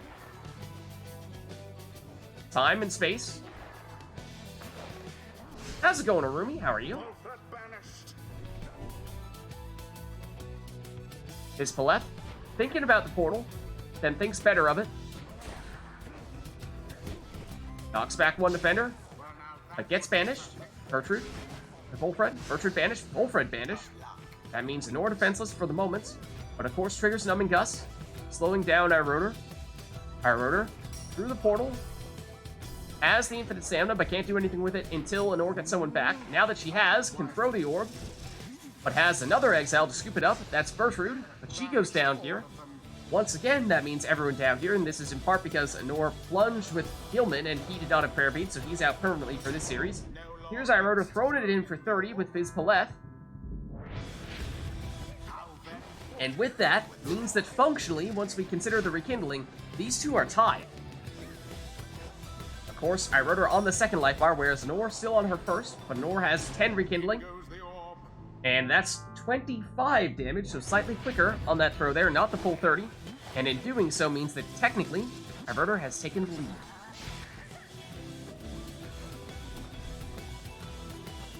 His Paleth, inching closer. Stunning Claim, freezes, and, well, here comes Anora now with the counterattack. Gilman stuns with Titan Tooth, perhaps setting up Gertrude, though she cannot make it in. Almas to Viz Paleth. Viz Paleth, the portal doesn't take her far, but it does give her the stamina. Push forward here, though the sapling stops her. Gertrude also stopped. Gilman also stopped. That means everyone down here for Anora until Bullfed returns. He waits to get some reinforcements in the form of Gertrude. She nearly makes it in there, but she gets stopped. Viz Paleth with the throw. And there's that rekindling triggering there. That is Anora's second life bar. As we said, it is 10. So that means one more score for Iroder would be all that he needs here. Whereas Anora still needing at least 2. Viz Paleth. Sapling denies the center area. Gets rid of Volfred, though. And Viz Paleth down. Gilman. Burfoot. Burfoot leaps over the defenders and into the Pyre for 30. And with that, that means we have ourselves a one-score game here, though in the case of Anora, it would need to be Volfred, because Burfoot, after having plunged without prayer beads, is out for this series, and right now, Anora without anybody to defend. Numbing Gust is slowing down Iroder, but here comes Volfred. And Gilman able to stun with Titan Tooth. Gilman goes down, as does Viz Paleth. Here comes Volfred. He's banished. Gilman on the move.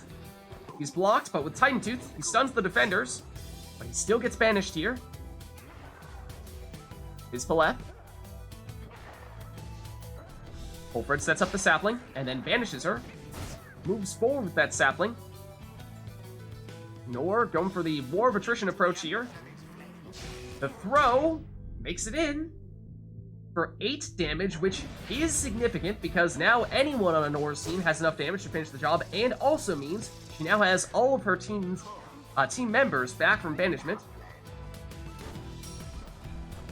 Viz Paleth with the infinite stamina, although well-timed stunning claim there, slowing her down.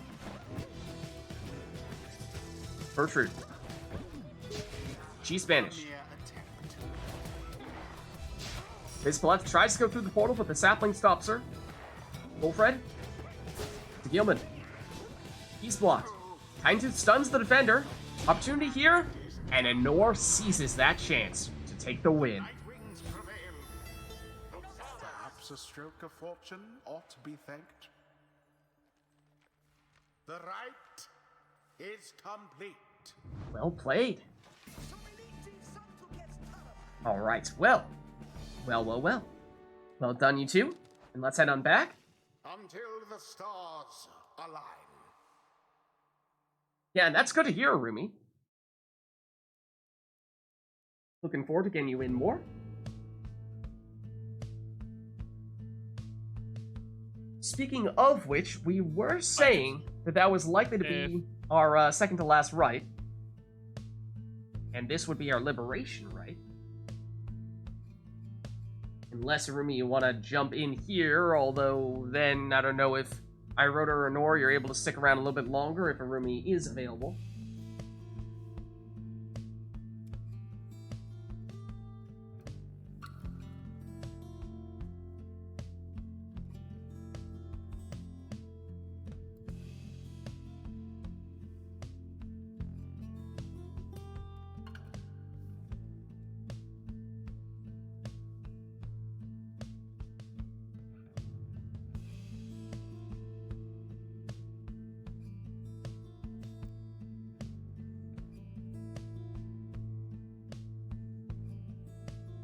Alright, but, oh, hold on. Not sure, but most likely not. Okay, yeah, in that case, why don't we make a point of making this our liberation right here? So, in which case, we'll of course go to the Fall of Solium, we'll turn on a sermon intro, and we will, let's see, so it's Nightwings in this case. Player 2 is the triumvirate that we should set up for, Yes. our Never to Return. Okay, there we go. Perfect. So, of course, what with this being our liberation rite, our final rite of the night, that means we will not take any requests for this one. We will just have both of our players take in their best possible teams to finish off the night in style. So, without further ado, we got it all set up now. Let's make it happen.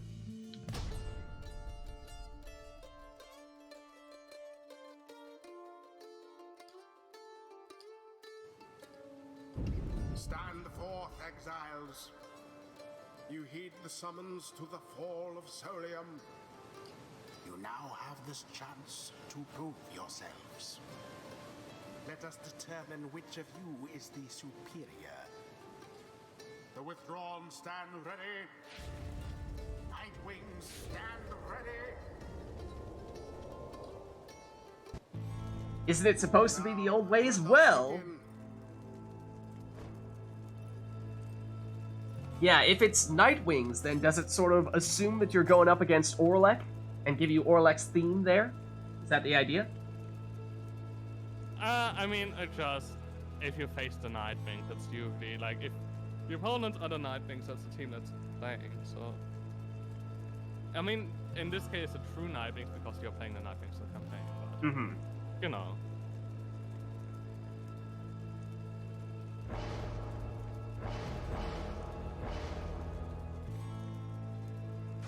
Exile.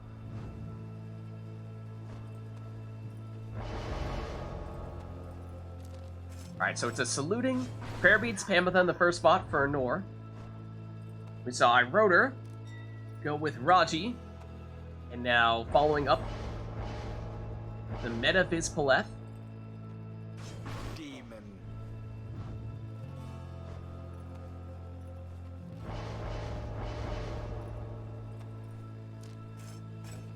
Then a speedy Jody in the next spot for Nor.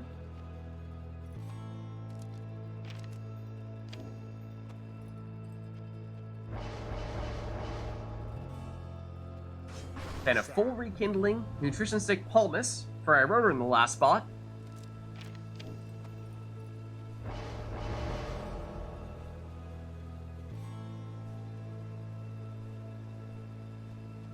And a Numbing Gust Nutrition Stick Bullfred in the last spot for Nor. And with that, this is our final rite of the night, our liberation rite between Iroder on the left side representing the Withdrawn, and Nor on the right side representing the Nightwings. Best of luck to you both.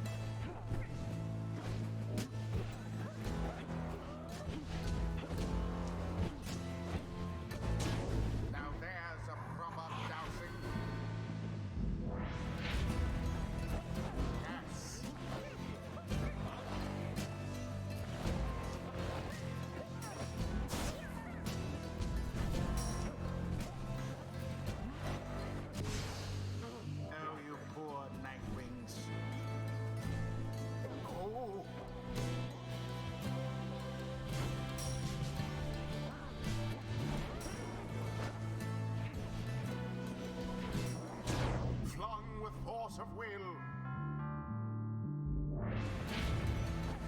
It is taken.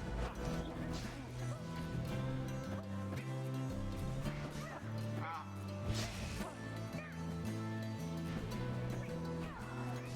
No.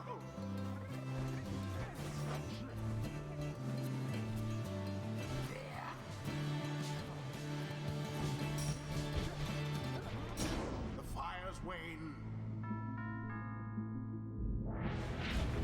The rite is nearly ended.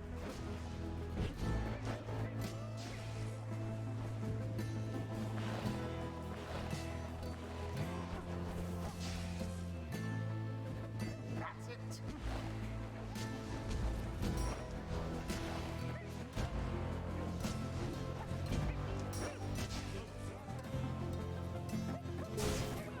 My.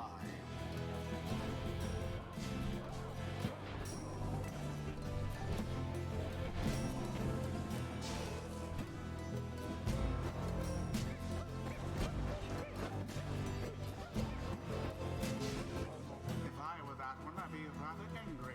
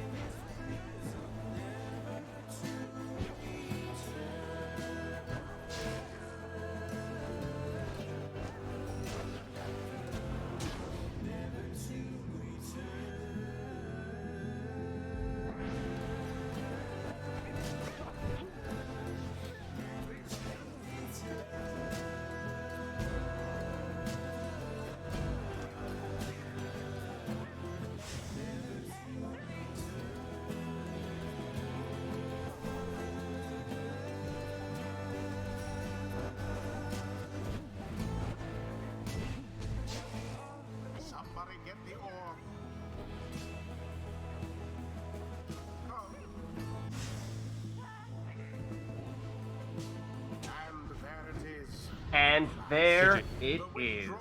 GG. What a chess smash. Well played, you two. An outcome which left little room for doubt. Thus ends the liberation rite. And there it is. Alright, well, Thank you, Anor. Thank you, iRotor, for giving us our ceremonial liberation rite tonight. That means, of course, that was our final rite of the night, and thank you everybody else who played today in the rites, and thank you everybody who gave us the requests in chat as well. And with that being said, I'm going to duck out of Discord now, but, well, see you next week. Alright, well, with that being said, I'm not quite done with you yet, chat. Not quite done with you yet. Because, of course, well, this was our Pyre Community Rite Night, which we are doing every Sunday. If you are, well, interested in getting involved in all this stuff, then the best way to do so is by joining none other than the RITE Club Discord group, which you can do by clicking on this link right here. That's where we're doing all the coordination and what have you. My name is Lids, I'm hosting these Rite Nights. And in addition to that, I'm also streaming Mass Effect 2 Legendary Edition on Fridays, doing Mass Effect 3 multiplayer on Saturdays, as I was just saying, obviously, Pyre Community Rite Night on Sundays, and then on YouTube, posting the VODs for all those streams, so if you missed anything, you can catch it there, as well as doing some Gwent videos, the Witcher-themed card game, and Thronebreaker, the campaign for Gwent. Also, this week, specifically, I am taking this week off from work, so I am looking to squeeze in a few extra streams, and let's just say we've been doing some New World, which is the new MMORPG by Amazon, so we've been checking that out. That's been a lot of fun, so may see some of that this upcoming week. May also see a, well, let's just say we've been saving up a whole bunch of packs for Gwent, and so, we may or may not have over 1,000 that we are looking to open on Tuesday when a new set of cards becomes available to us. So be on the lookout for a whole bunch of card pack openings on Tuesday for Gwent as well. So lots of exciting stuff coming up soon. With that being said, if you haven't done so yet already, of course you can hit the follow button to get notification when I go live. You can also follow me on Twitter at LidsVids. I'll post there when I'm live as well. But the best place to stay up to date on all things Lids, especially for this upcoming week where we're going to have a little bit more of an unusual schedule, the best place to stay up to date is with my own Discord group, which you can join by clicking on that link right there. But with that being said, that's going to be it for me. So thank you all for watching. Hope you enjoyed the stream, and I'll catch you next time.